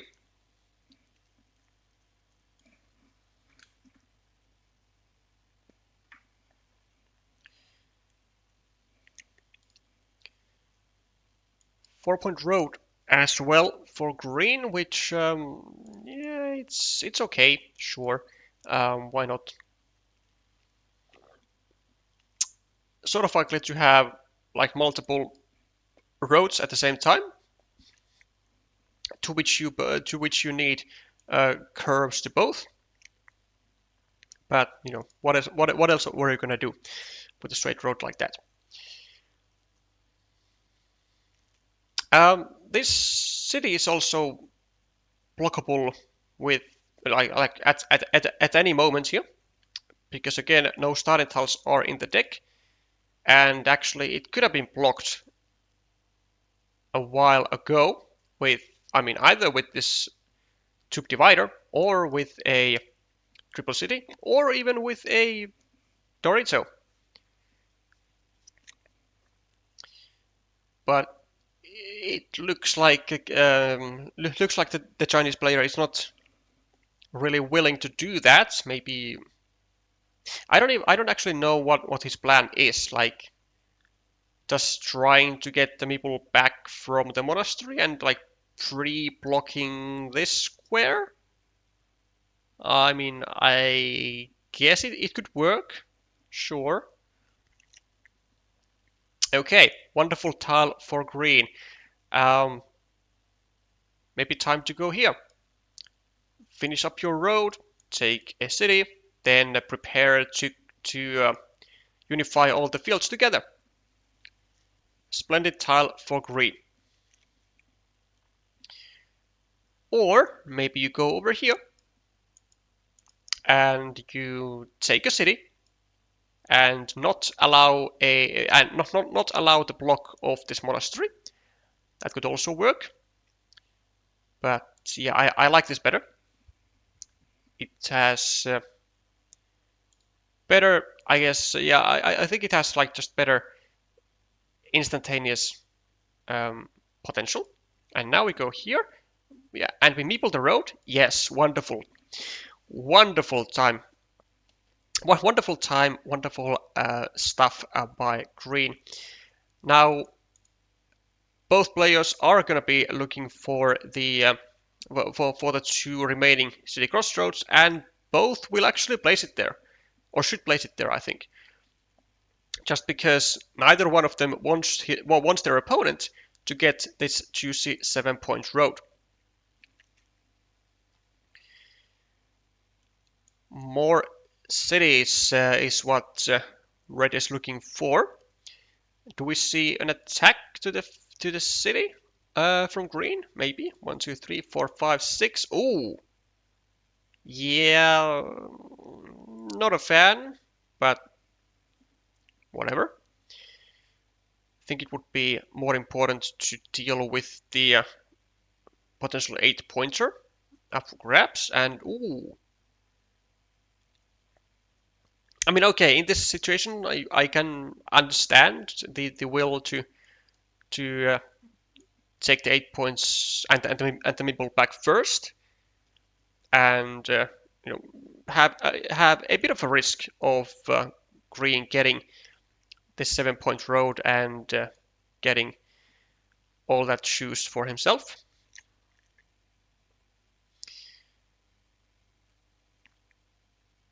Also, now that the field is actually kind of expanding uncontrollably with 1 and 2 and 3 new cities, then it will be not a problem at all for red to unify all the fields and strengthen their grasp on it. It will actually be only beneficial. However, green seems to be thinking that he should give more points to the field. Interesting. Okay. Well, plus 5, plus 7, minus 1. Plus 4, 5, 4, 7, 13, 14. And then this field is 1, 2, 3, 4, 5, 6, 7. Plus 7. And oh my god, what a tile for red here. Another monastery. Finish the monastery with another monastery. Absolute dream scenario. And even gets to finish the monastery immediately after. Maybe with a meeple, but I don't think so. I think it's better to leave this city cap alone. There doesn't seem to be that many Doritos. 1, 2, 3, 4, 5, 6, 7. Well, there are 3. With 11 tiles, I think it's actually alright to meeple this, especially when the position of red is already like really good. Because he can still go here with the city crossroad. Yeah, and if you leave this unmeepled, then this is what happens.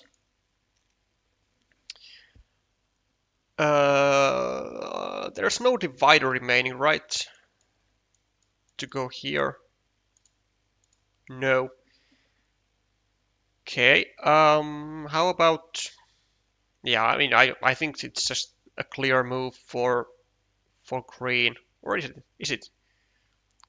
Does it matter whether you go here or here? Maybe. Red. Going for just the field guarantees here, and trying to ensure that there is no possible scenario in which green actually equalizes the fields, which is all fine. 1 point added to the monastery of green. Looking for the Dorito, looking for the field, the city crossroad, and does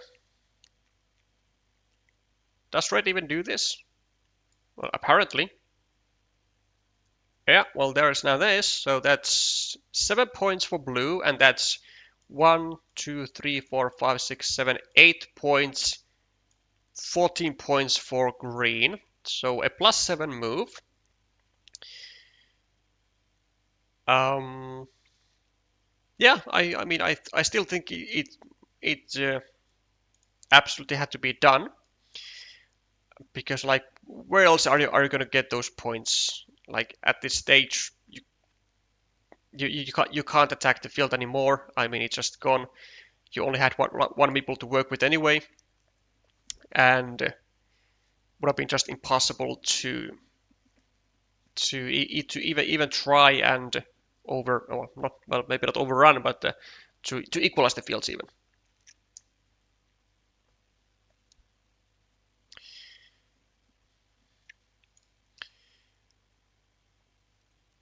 So key tile Dorito, although I'm not sure if that will be enough, but it does come, and it does come with a shield, and of course it does come also with a 3-point farmer to offset the 3 points that go onto this field, which is now at 1, 2, 3, 4, 5, 6, 7, 8, 9, 27 points. Juicy. Plus 11 on the scoreboard, with plus 4 going to the scoreboard of red for a anti-penultimate move. I think that's a word, right? When you have still 2 tiles remaining. Plus 11, plus 7. 1, 2, 3, 4, 5, 6, 7, 8. Minus 17. Minus 11, minus 9. 1, 2, 3, 4, 5, 6, minus 3. Actually, only minus 3 for green. And if he gets to get this ruin with any city tile, so such as this, just go for the ruin. I mean, you cannot let red have this ruin. This is the single biggest feature on the board that is still claimable. So that's plus 4, right? For green. And oh no, If there's a city cap, that's terrible news. That's terrible news for Green. But is there a city cap? 1, 2, 3, 4, 5, 6, 7, 8, 9, 10, 11, 12, 13, 14, 15, 16, 17, 18, 19, 20, 21, 22, 23. There are no city caps. This is a winning tile for Green. He's now +4. He's gonna go to +6, right?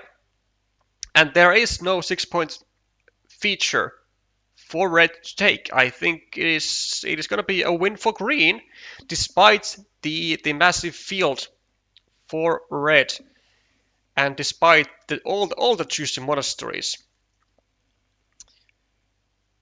As long as he does not go here and takes basically takes the only other legal move which helps him, it's going to be a win. But what the Greek player has to find, what Andreas has to find, is that there are indeed no city caps. That if he goes here, he will lose this game. He cannot give points at this stage. He's not ahead enough. Even if there was a city cap, he cannot give these points. Well, wait, actually. Is that correct? I mean, in that case, he actually could give those points. Because there is not even a 3-point field that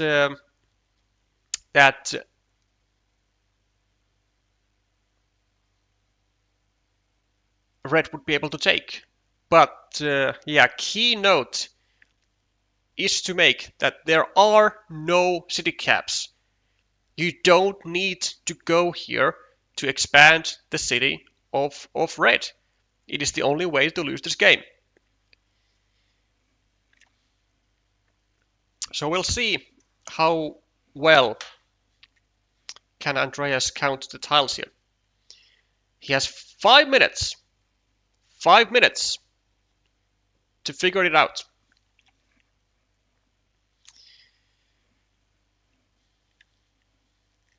Fortunately for him, he drew the city cap here first, and he does indeed make the correct decision. Just gets the 2 points on the scoreboard onto the ruin, and a 3-pointer for Kndr, which I want to say is going to be a 3-point win for Green. And it is going to get a match point for Greece. Should get a match point. Let's not get ahead of ourselves. I might have very well just miscounted the points. Happens a lot.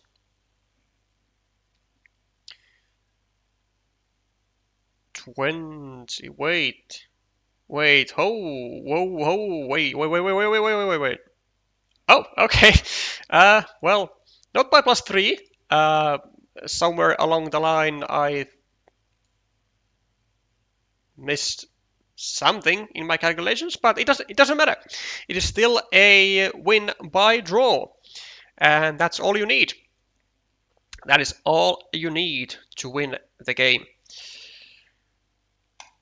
Match point for Greece. Next up is well, do we actually have any games remaining anymore? Yes, we do. Actually, on table 4, there the match has the duel has gone into a decider. So let's actually go there, because I think the table 1 is probably on its last tiles or something.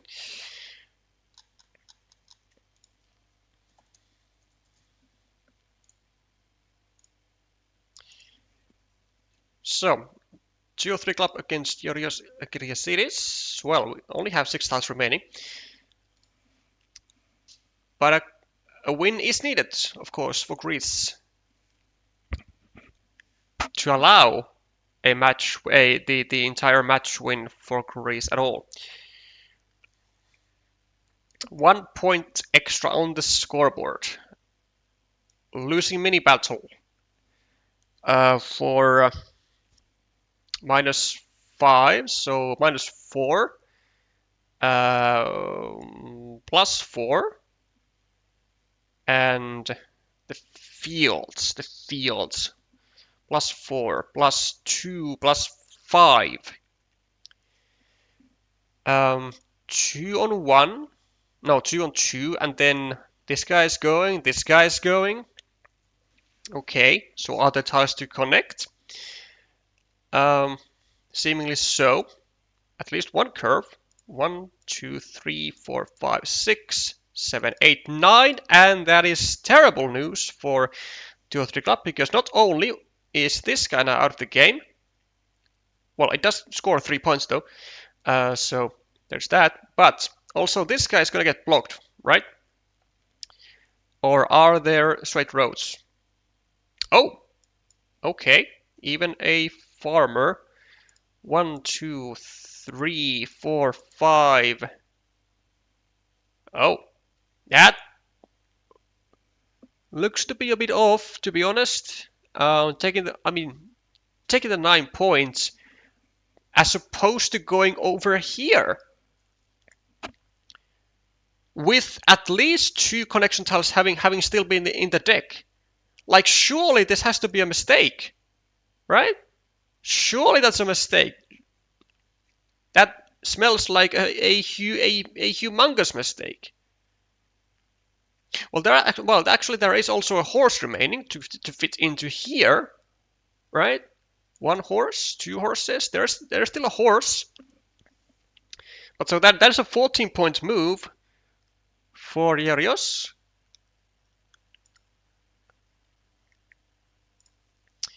+8, 16, 14, 17, 9, 8, -8, and the field 1, 2, 3, 4, 5,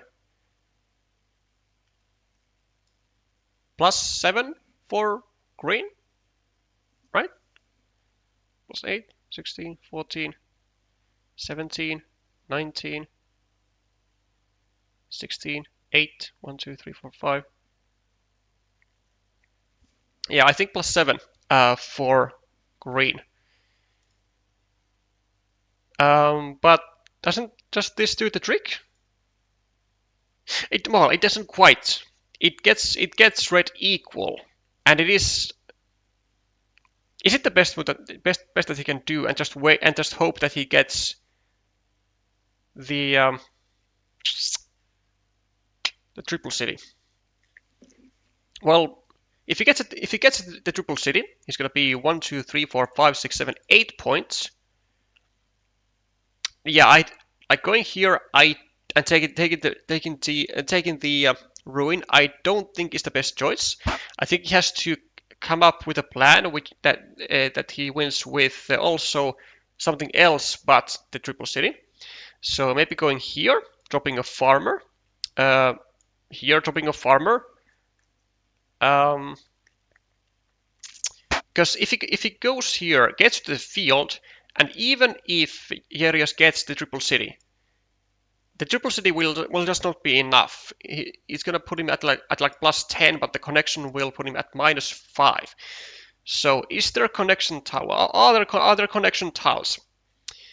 No curves. 1, 2, 3, 4, 5, 6. No monasteries. 1, 2, 3, 4, 5. No field Doritos. No dividers. 1, 2, 3, 4. Wait, there's a vanilla, no? 1, 2, 3, 4. Yeah, I think there's a vanilla. So that makes this a 66% chance to win, right? Because there are no blocking tiles. Because the vanilla is the only field tile. And then there is the horse, which on its own is already enough to win for red. And then there's like, I don't know, maybe like a straight road or something because of this block earlier. Maybe 1, 2, 3, 4, 5, 6, 7. No, there's not a straight road. Well, what is there? Starting time? No, not even that. 1, 2, 3. Not a crossroad. Extender. Oh no! Oh no! Well, I mean, it was drawn. The vanilla was drawn, and actually, with my suggestion, I mean, unfortunately, 2 or 3 Club would have gotten the only tile that he couldn't that he wouldn't have won with. Um, so unlucky there, but also, well, very slightly um,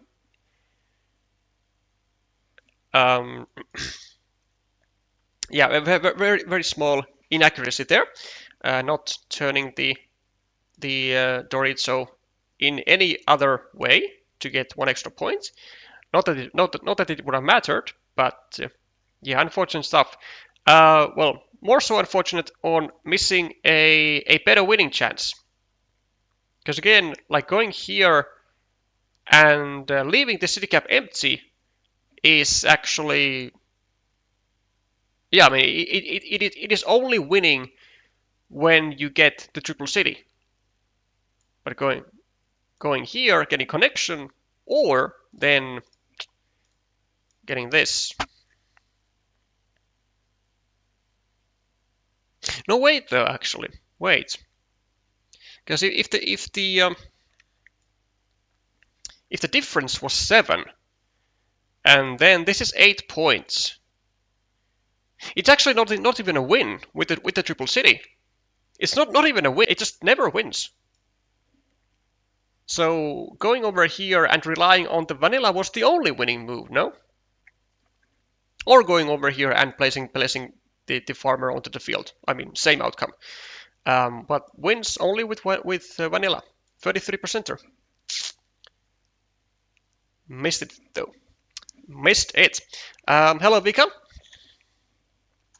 That's second match point for Greece. And on table 1, we have had our conclusion. And the conclusion is that Tomato Queen has won against the Pantelis, Lztecih 2-1, and China will continue their unbreakable streak of winning. Now at 3 match wins out of 3 matches played, Greece at 4-2, Hungary still 2 matches left, Peru 2 matches left. Actually, no, that's not true because they did play yesterday evening, and we can actually take a peek at the result. At 4-1, yes. So Peru won 4-1. So Peru is actually at 2 wins with 1 match to come. Hungary at 1 win, 1 match to come. So Croatia is out. Unlucky for them.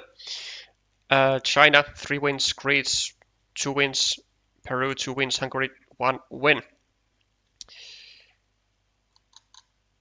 Exciting stuff, ain't it? Final match of this stream is gonna start up with Thailand, Czech Republic, where we will be going on table 2 with Lztecih and majkls. That's Mikhail Pashinka from Czechia. And I'll open that and we'll go through the lineups. And of course update the scoreboards and all that other stuff.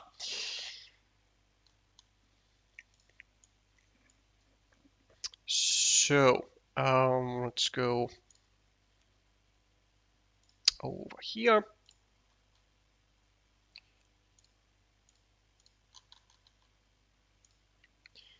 That be done.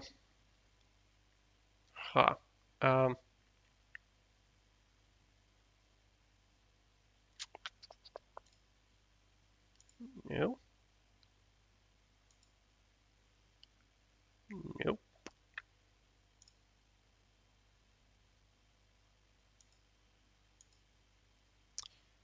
Well, unfortunately, it looks like we're gonna have issues at fitting Czechia's team name on the board because it is not in its short form. But I guess we'll have to just roll with it.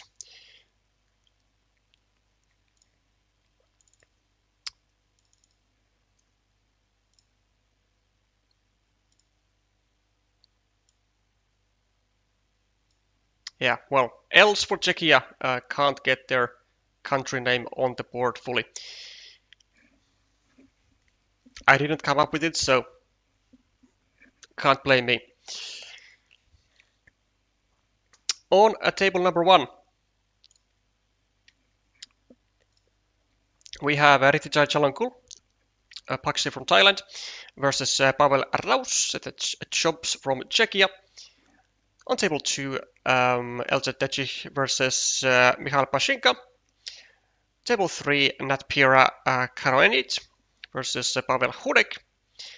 Table 4, Chanakang Klaikav, the 2025 or 2024?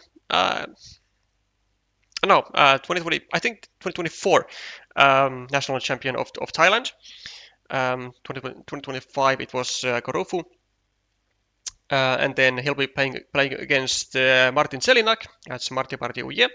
And table 5, Donkai Amanasprom versus Martin Vomasil. A lot of Martins in Czechia's team. I think that's 3 or even 4. No, I think Bormar is also Martin. So 4 Martins? Damn. There's some curiosity stuff. Well, maybe should have been early curiosity stuff. 4 Martins in the same team.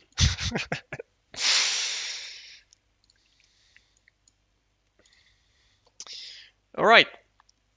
End of the third. First game almost at hand with 11-point difference for Thailand. We have small shared fields over here, 5 extra points for red, so minus 6, 7, 10, 13, 12, 1, 2, 3, 4, 5, 6, 7, 5, 13, and then 9, and then this field, 1, 2, 3, so minus 18 for red. That's a lot. More Martins than women. Yeah, pure facts. Pure facts. Yeah, minus 18 for red. That is a hefty amount. Well, 5 tiles remaining, 3 after this, so what is there to do?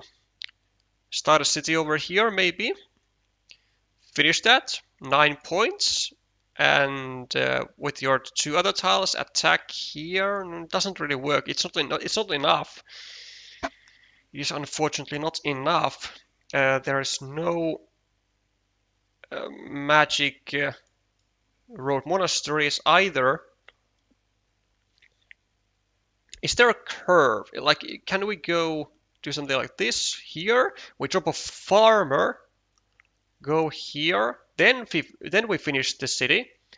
So that would be then a 9 plus another 9, and then we have like an extra tile to do something. It sounds potential, but it might still not be enough though.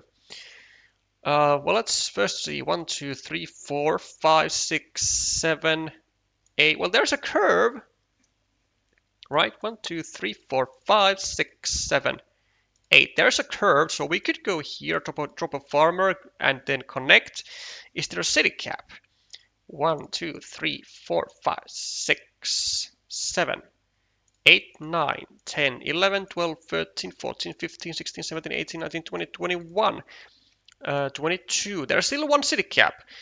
So far, actually, those tiles fit perfectly into our plan because it's also less likely, well, actually, not likely at all, in that set plan that that green is going to get points from by using the different tiles that we need. However, going for this, I don't think it's gonna work. Well, actually, I mean, the one city cap, if we get it, is then, and we do get it, it is then 9 points plus 4, so 13. Now we are behind 6, and we still have 2 tiles to go.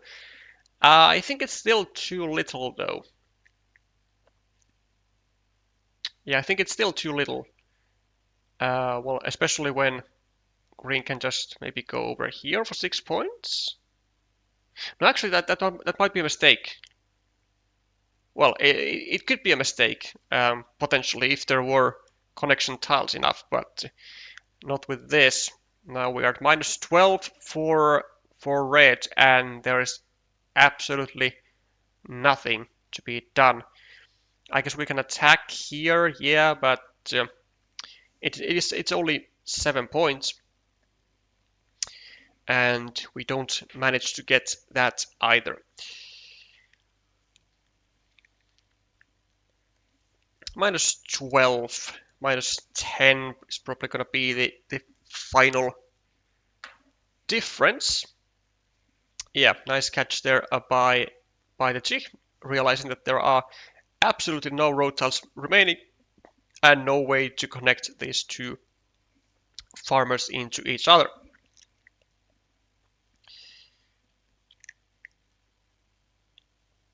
And also, actually, probably, given the remaining tiles, like this idea of a city and road and a field connection, I mean, theoretically, yes, it was possible, but with all the remaining tiles, allowing green to just take the city or just get the curve and not allow us connect is probably not going to work.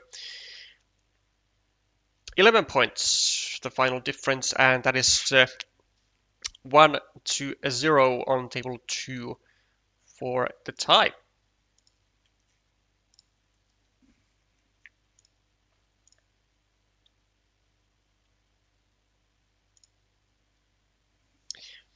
Also table 1 with Lztecih Jalankul winning against Pavel Raus is going the tie way. And on table 5, Martin Bombasil is going to be able to get a first game point against Trinidad. Other tables still a 0 on 0.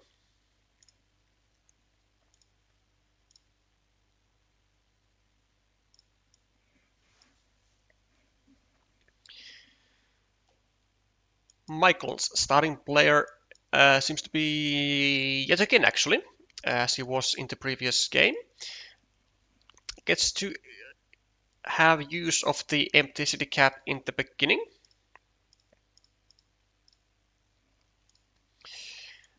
And a monastery for the Czech. Lately, actually, I think I have refrained from giving out the road with the road monastery. If my opponent has gotten a triple city, I think I have gotten I've gone like over here just to have like the double attacking platforms and have the road end solely helping me. And I think I'm gonna be permanently switching to that from now on. 4-point road for green and an early farmer,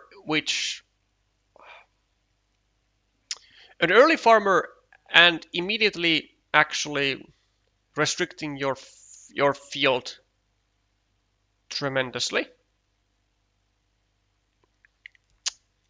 I'm not sure I enjoy that combo, but whatever rocks your boat, floats your boat.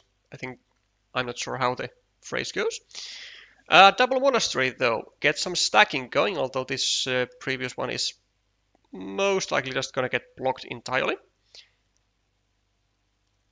Maybe right now, but it's an ugly tile to block with because it also just uses acidic cap and yeah, just enables a larger ruin, but gotta do what you gotta do, I guess, to not take to not have to take extra chances here. Taking out yet another monastery spot, and also at the same time keeping the field in check. Maybe even more so. Maybe. I mean, do you go here? It would be pretty natural. Yeah, there it is. That is exactly what Raus does. And how about some continuations? Maybe here, take the road. Maybe here, go for a 50-50 shot on the road monastery. And then, speaking of restrictions, there's one type of a restriction, and also I'm getting blindsided by a world anomaly called Sun.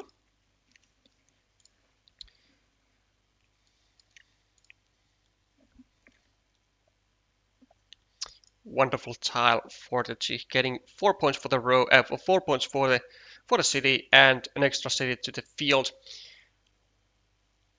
and also stops any further growth of the ruin.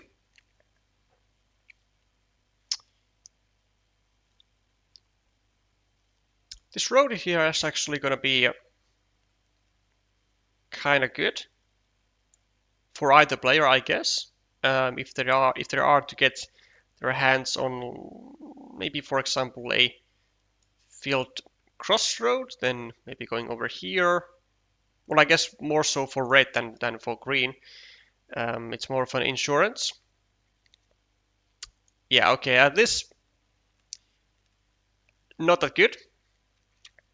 Now, I can of course understand that you want to have a road directed upwards to get, like, at least on paper,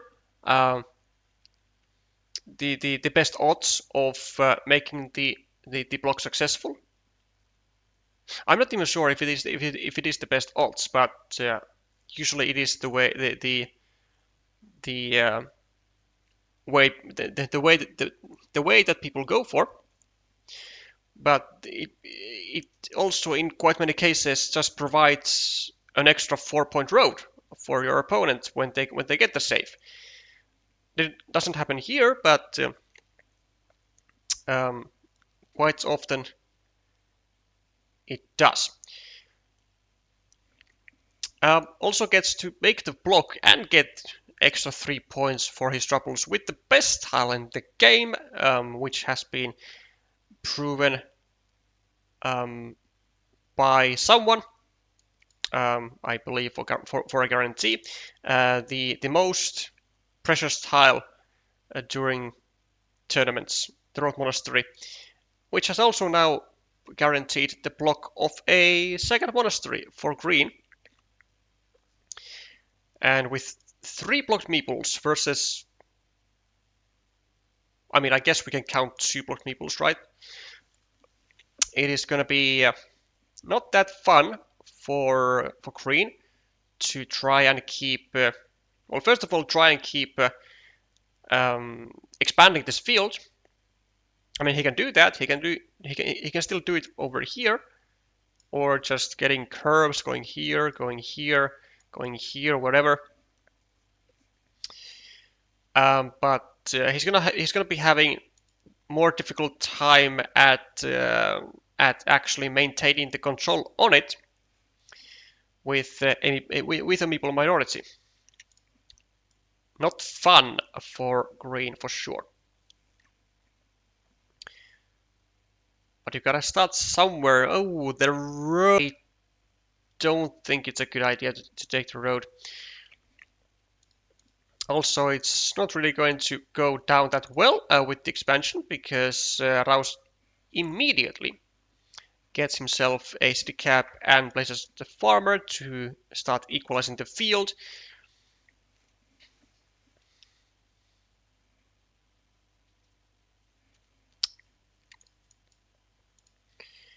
And also a monastery to go along with it. Even a second farmer for the 9-point field.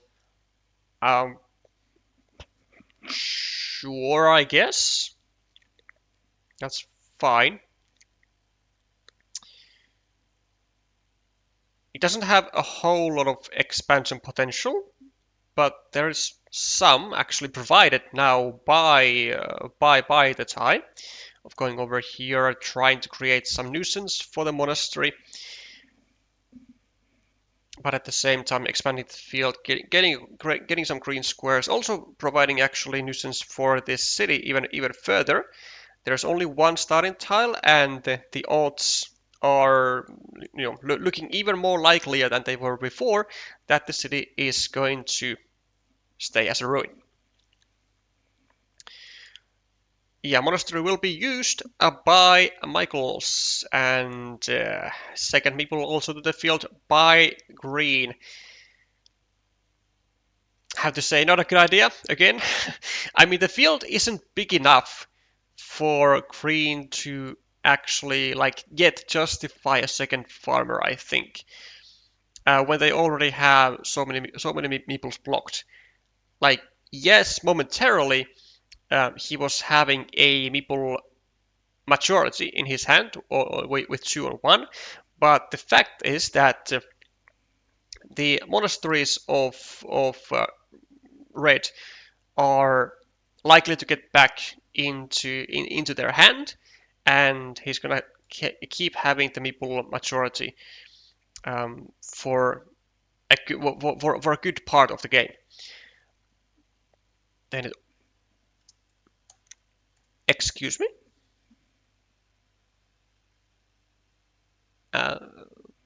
Yeah, okay. I mean, I can see that. Didn't want to go here because there are no daggers remaining, and he could have been restricted into 0 tiles. Well, this is pretty. Is that good? I think it's good. Yeah, I think it's good. Because red gets to take use out of both city caps. There are still 2 more city crossroads in the deck, and also I think 2 more daggers with the right hand side curve. So plenty of tiles to go here. Also 3 road Doritos even. So this monastery is fully safe over here. 7 tiles to complete. This monastery, however, might be having some trouble. It needs to be continued actually specifically from the top side, because otherwise you're gonna run into trouble with the left-handed daggers again. And in the meanwhile, when he's waiting for that build-up, he's gonna go for some ruin expansions. This city is actually it's still completable. There's still the starting tile. And, well, there it is. Does he go here? I don't think he should. I think he should go here, actually. Because the meeple from the monastery, I think it's more likely to get back into his hand than from the city. Even if he were to go over here. Because he still has 3 tiles before the city is finished, and in all likelihood the city is going to be attacked, and it would not be possible except from very few exceptions or sequences, to have the city be built up in a way that does not allow any attacks to it. There's a third farmer from Lztecih onto the field. Oh! No, that is not a good idea. Not a good idea. Not a good idea for green. Had a great tile to connect here, and because, like, look at this. Cannot get this meeple back into his hand. Or this, or this, or this, or this, or this. This is the only meeple that can get back into the hand of green. The only meeple. And now it's being attacked. Well, actually, kind of luckily, that he is gonna get the meeple back. Or will he just go here now? Well, he goes here now. And green is going to be in meeple trouble. 1, 2, 3, 4, 5, 6. Well, there are still 4 Doritos. So that's something good going on for green.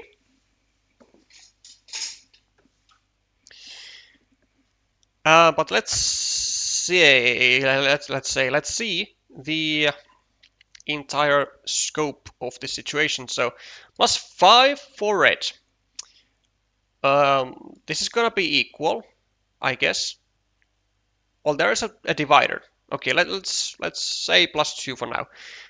So +3 for red. -2. -9. Well, these are equal. So -1. +5. +10 for red. And then the field is now 3 on 2. So 1, 2, 3, 4. So -2 for red. And the difference is red has a meeple, green does not. Okay, not sure why not continue this city. Actually, no, never mind me. I am dumb because I just forgot that the final starting tile was used, and there is no way to finish that city anyways. Okay. Well, the final city crossroad is gonna come down, and let's remember the fact that this farmer still has not connected. 1, 2, 3, 4, 5, 6, 7. There's one straight road in the deck, and going over here would actually be really painful for green. 1, 2, 3, 4, 5, 6, 7. There's one crossroad, one straight road to connect. Yes, given that 2 tiles is a 75% chance roughly, but needs to happen though, and all of the tiles away from connection. All of the tiles used for connection are tiles not used in any other target. There's 4 road points and the meeple back from the monastery for majkls. Final crossroad, and it is indeed used for the connection, and of course it is because there are no meeples in green's hand, and that is terrible, terrible, terrible news for Lztecih. I mean, if I remember correctly, I said immediately after seeing this final meeple being used by Lztecih that well, something along the lines that oh no, that's not gonna be good, and that is terrible. And as we have now seen, it's been oh no, it's been terrible, and it's been a lot of trouble for green, and green is basically lost.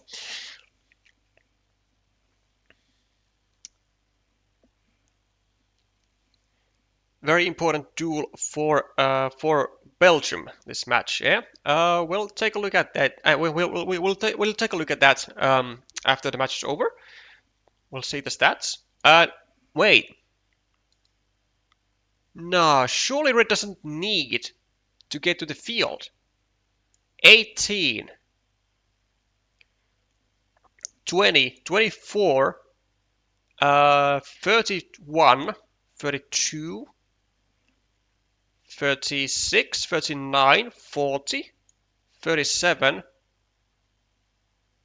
30, 22, 20, 17, 16, 23, 1, 2, 3, 4, 5, 6. No, he absolutely does not need to get to the field, but this is just like because he can try and get to the field, then, might as well. Absolutely does not need to get to the field. Yeah, just a 6-point field of his own, and 5-pointer about to follow for the monastery here or here. You can have actually no 7-pointer here. Never mind me.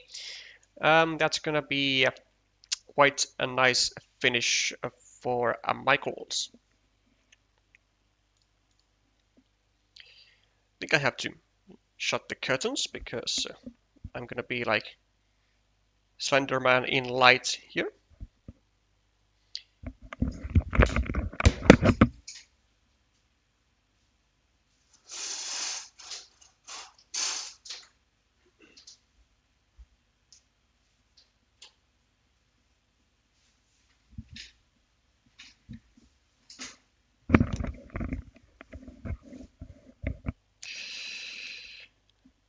Green could have restricted the city cap with a straight road and prevented 7 points. Which city cap are we talking about? This one? Yeah, that sounds correct. Although I don't think it has any meaning in the world with a 17-point difference, but it would have been accurate for sure. 85 to 68 for Czechia, and we are getting equalish, schmequalish. 2-0 on table 1 with Ritija Jalonkulu winning against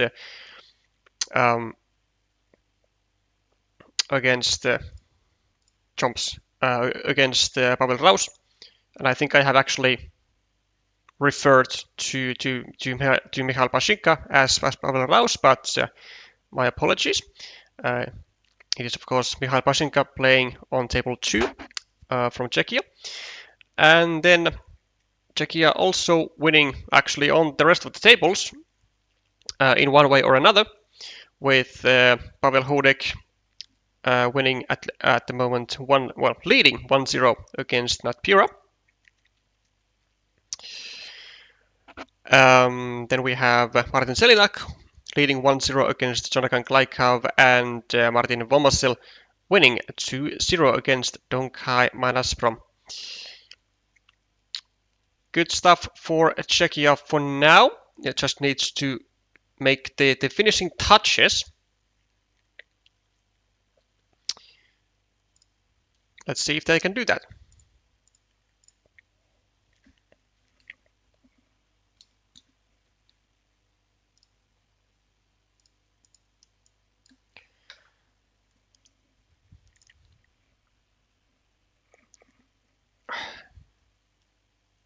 Long vertical lines is the task of the day, it seems. With 14-4 on the scoreboard, with a promising city, some loop roads and some monastery to compensate for the cities for red, and a monastery for green as well. Sacks 1 point for sacks 1 point, takes a 5-point monastery instead of 6-point one, because doesn't want to get restricted into a starting tile, I guess. And just has slightly better monastery stacking ability later down the line.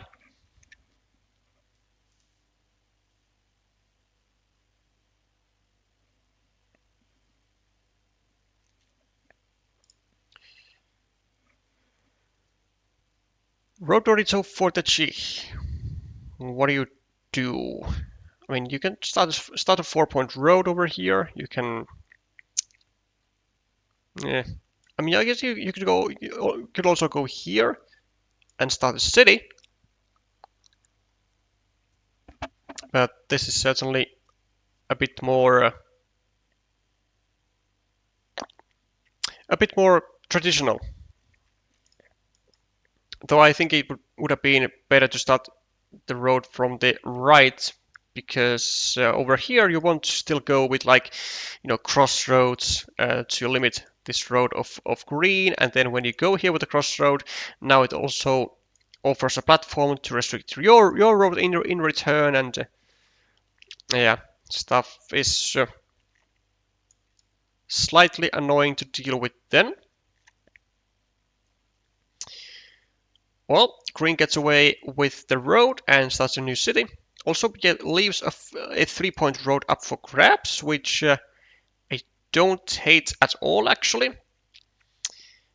Because then red will be needing curves into 2 spots. No farmer there from green, which I find curious. And something which I don't really like. I mean, after all, it is still a 6-point field. It has a city cap, and it has this city. So it is a very promising field. Interesting decision to not leave a meeple there. Oh, well, we should look at that. Well, first of all, tying down a second meeple to the city with the road turret, so there are no more dividers. And well, I'm not sure if I really like it that much, though. I think I would have just preferred to go over here, continue the city, then maybe, like, if red happens to get if red happens to get a triple city, then maybe go over here, take the meeple back, and connect. Oh, but why leave? Why give your opponent a meeple back? And when you have absolutely no guarantees whatsoever at any point that you are going to get any of these meeples back.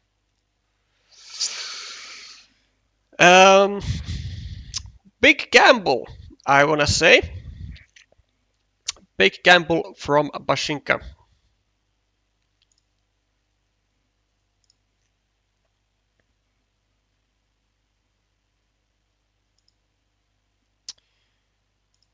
Even further blocking. Still leaves 2 daggers. And yeah, I can't say I really like this move by red here. I mean, I didn't dislike this one actually that much, because it still needed like a Dorito here, stuff here, and it still, I mean, now it still needs 3 tiles, just like before, but it just needs like a bit more like specific tiles instead. But the thing is that these spots cannot be like kind of blocked at the same time, if you know what I mean. Like you can't go here and threaten a full block on here and here. You can only threaten like partial blocks on one. But majkls is well, should go just here. Keep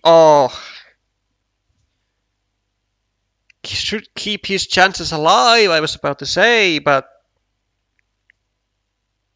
man, these players are wild. Okay, I get that you have the double monastery. There's only one starting tile in the deck. Wait, no, are there two? There's 1, 2. Oh no, it makes it even worse. Oh no, what is this? When you go aggressively for the blocking, you have to finish the blocking. Just. Oh no. No, no, no, no, no, no, no, no, no, no, no. Just finish the block, man. Finish the blocking before you are going to regret it. Hugely. Like these 2 points, potential 4 points, they are not worth. Oh, so now you use a better tile. You are now prepared to use a better tile to finish the blocking. What? How can this make sense to anyone? I'm sorry, but like, how? How does this make sense at all? Like, it's a less valuable tile to be used on a single city cap than this is, but then it's a totally different decision in terms of making the full block when it was like immensely important to make it. I do not understand how this stuff works in Red's head, but very well. At least the block has been now completed. Even though he played with his life. Also, I'm still flabbergasted about Mikhail also, like not even bothering to try and save his city, to try and save his city, which he has 2 peoples in, but instead he risks the ruin in order to, of course, create 2 points for the monasteries and allow the monasteries to get back into his hand at some point, but also creates a city to his opponent's field. So I don't know. It's all very It is all very weird to me. Let's see. 6, 10, 14, 16 points for the ruin. That's not bad. I mean, good monasteries. They are going to be having some nice further improvements. Yeah, this is fabulous tile. 3 points. Increase the size of the ruin. Maybe even suck this one in. And force Red to have second thoughts and to regret everything that he did on this ruin. All the investments.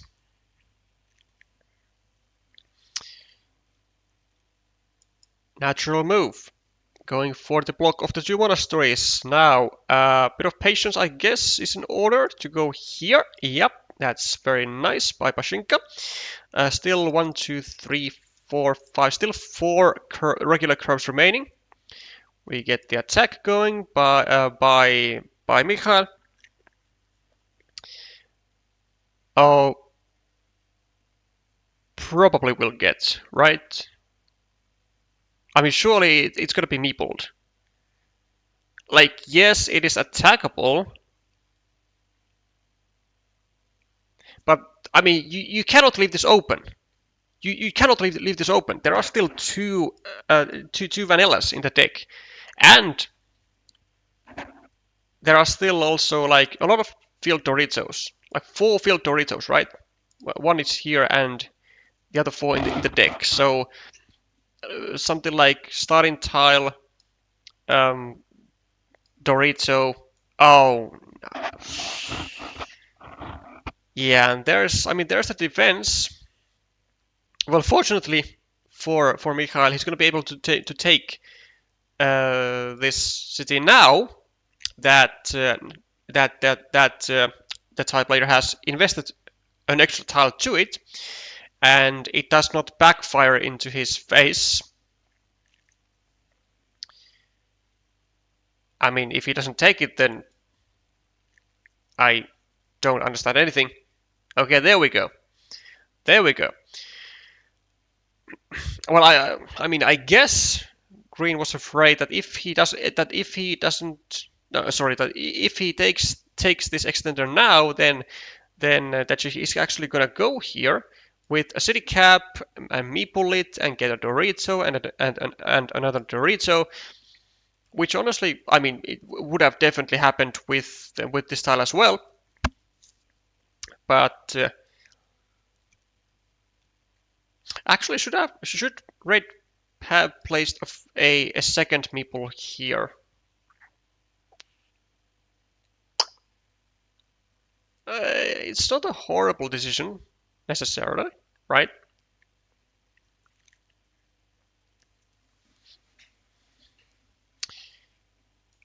Another monastery for Pashinka, and in the meanwhile, Red is taking another field. Oh, yeah, okay. Just taking a meeple back from the city at the bottom. But he has taken another field worth 6 points and a city cap, which probably will be taken now, right? By Mikhail.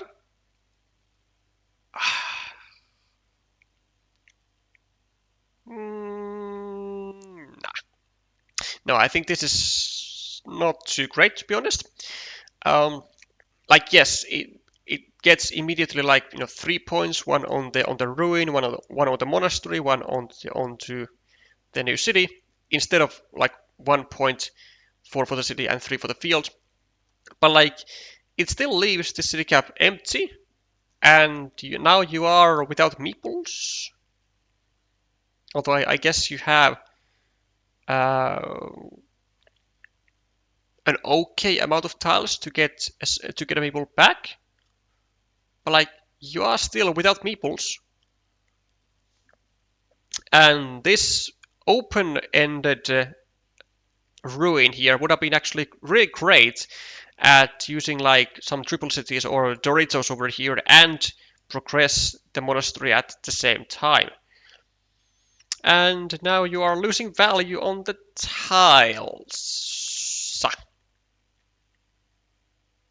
Not good. Not good for Pashinka. Also, the city is just on his opponent's field. Well, very soon, likely.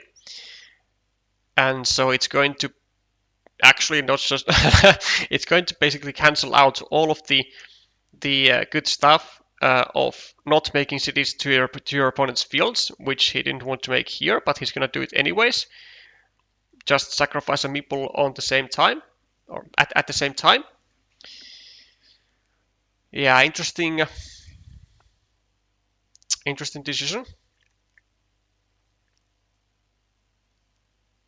Might be a good idea actually for Red to just meeple this road. 1, 2, 3, 4, 5, 6, 7. There are still 2 curves, and the curve is quite important for Pashinka to get a meeple back. And what? 1, 2, 3, 4, 5, 6. Okay. Yeah, trying to protect from full blocks, I guess. 1, 2, 3, 4, 5.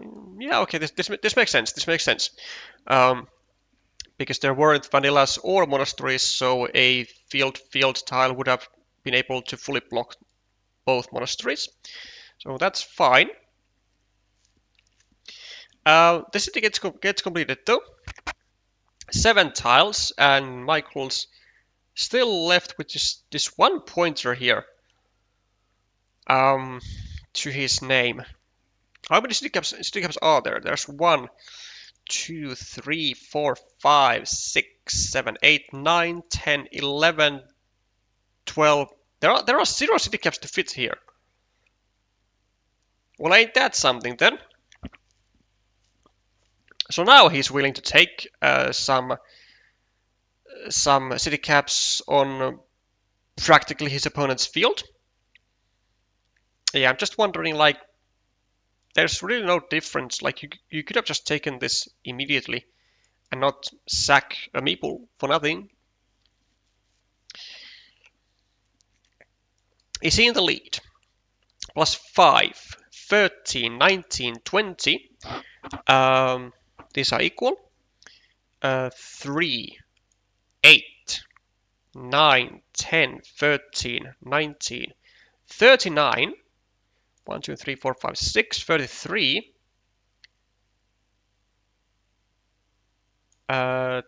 24, 15, 13. Okay, well, his stance is good though. Plus 13. But I'm still wondering, like, why? Why go over here? Because the additional upside is very small, and it just gets cancelled out by you finishing, by you investing your final meeple. Doesn't like it still doesn't make sense. But it looks like Pashinka is gonna still pull through on this game. What? Okay, this is just nonsense. This is a 0-point move. Oh wait, no, never mind. No, this is good. This is good. I might be getting tired a bit maybe here. I for some reason thought that there was a meeple on this on this 6-point field here by red. So it's a 6-point move, and we'll see if majkls maybe goes for, like, I don't know, something like a 4-point road, a 4-point move over here, maybe a farm here. Yeah, maybe a farm here. Tries to attack the field. I don't know what he's going to come up with, but we'll see if anything makes sense. There's still a field Dorito to go here. 2, 3, 4, and 1, 2, 3. Oh, 1, 2, 3, 4, and a road Dorito actually in the deck as well. So at least technically, if you go here, there's a possibility for the Czech to go here and just win the game. So please do not go here. Yep, that's all good and fine. 4-point road. There's the road Dorito, and well, it's gonna be used. Actually, is it? I mean, no, I think it will. I think it will, because it's like 1, 6, 11, 12 points that are on the line here for the Czech. Yeah, I think it is his best move here to have faith on getting the field Dorito and get 12 points that way. Because yes, at the moment it will be a 0-point move. And I guess actually he should place a 1-point road meeple here as well.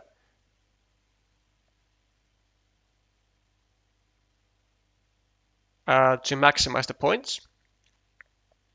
Because you won't be able to get any additional benefits from the field Dorito and his extra meeple.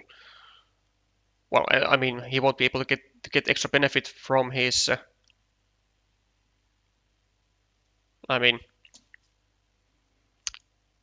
no. Then I guess. What the fuck? Oh. Well, drop me on the floor and call me Daisy. There was a field Dorito here, so 1, 2, 3, 4, 5. No field Doritos were remaining. Yeah, that might be the reason why Lztecih didn't bother going over here. Just took a 4-pointer and lived a good life. Well, as good as you can with losing a game. Losing a game. And with that, it seems that Czechia has actually prevailed on every other table, except on the first one, of course. Well, except on table number 1, to be more precise. Yeah, final outcomes here. 2-0 on table number 1. Yritetään Salokul beating Pavel Raus. Then 1-2 with Lztecih losing to Michal Pashinka. And 2 zeros all over the board on tables 3, 4, and 5, all going Czechia's way, with Pavel Hudek, Martin Jelinek, and Martin Vomosil all delivering. Now then, with 1-4 win for Czechia, let's take a look at where people stand, or where teams stand. This is Group C. So Czechia, Thailand. This was Czechia's final match.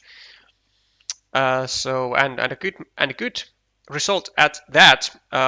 So 4-2 with a +4 dual difference. Thailand with 3-1 with -3 dual difference, gonna be 6-9. Lithuania 3-1, Australia 3-1, and Germany just dominant is going to be undeniably going to be finishing at number 1 at number 1 spot of this group. No one else being able to get to 3 wins any longer. And yeah, we're going to be seeing which matches actually on the final week for this group. Germany, Thailand, and Australia, Lithuania.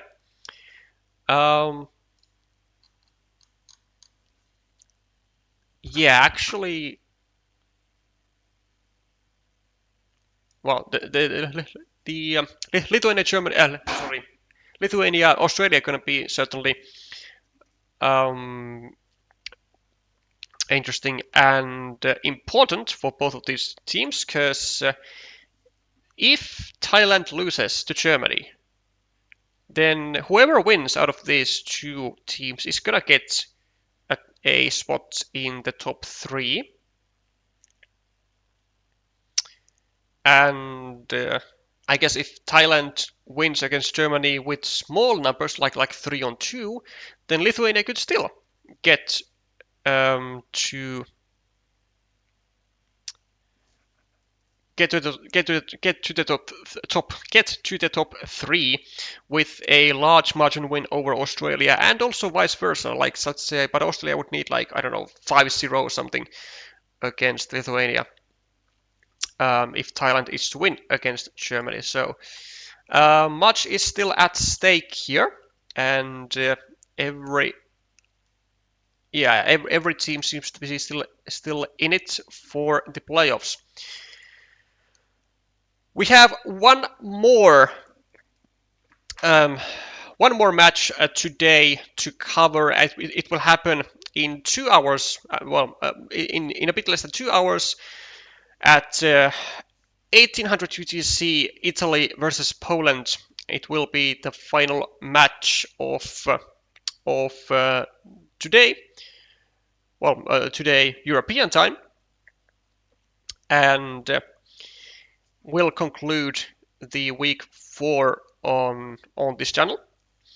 Later then on the on at least Eastern European night time, there's Argentina Uruguay, which will be the final match of the week 4 in its entirety. So one more match to go for today. Congrats on today's winners. So today's winners so far. For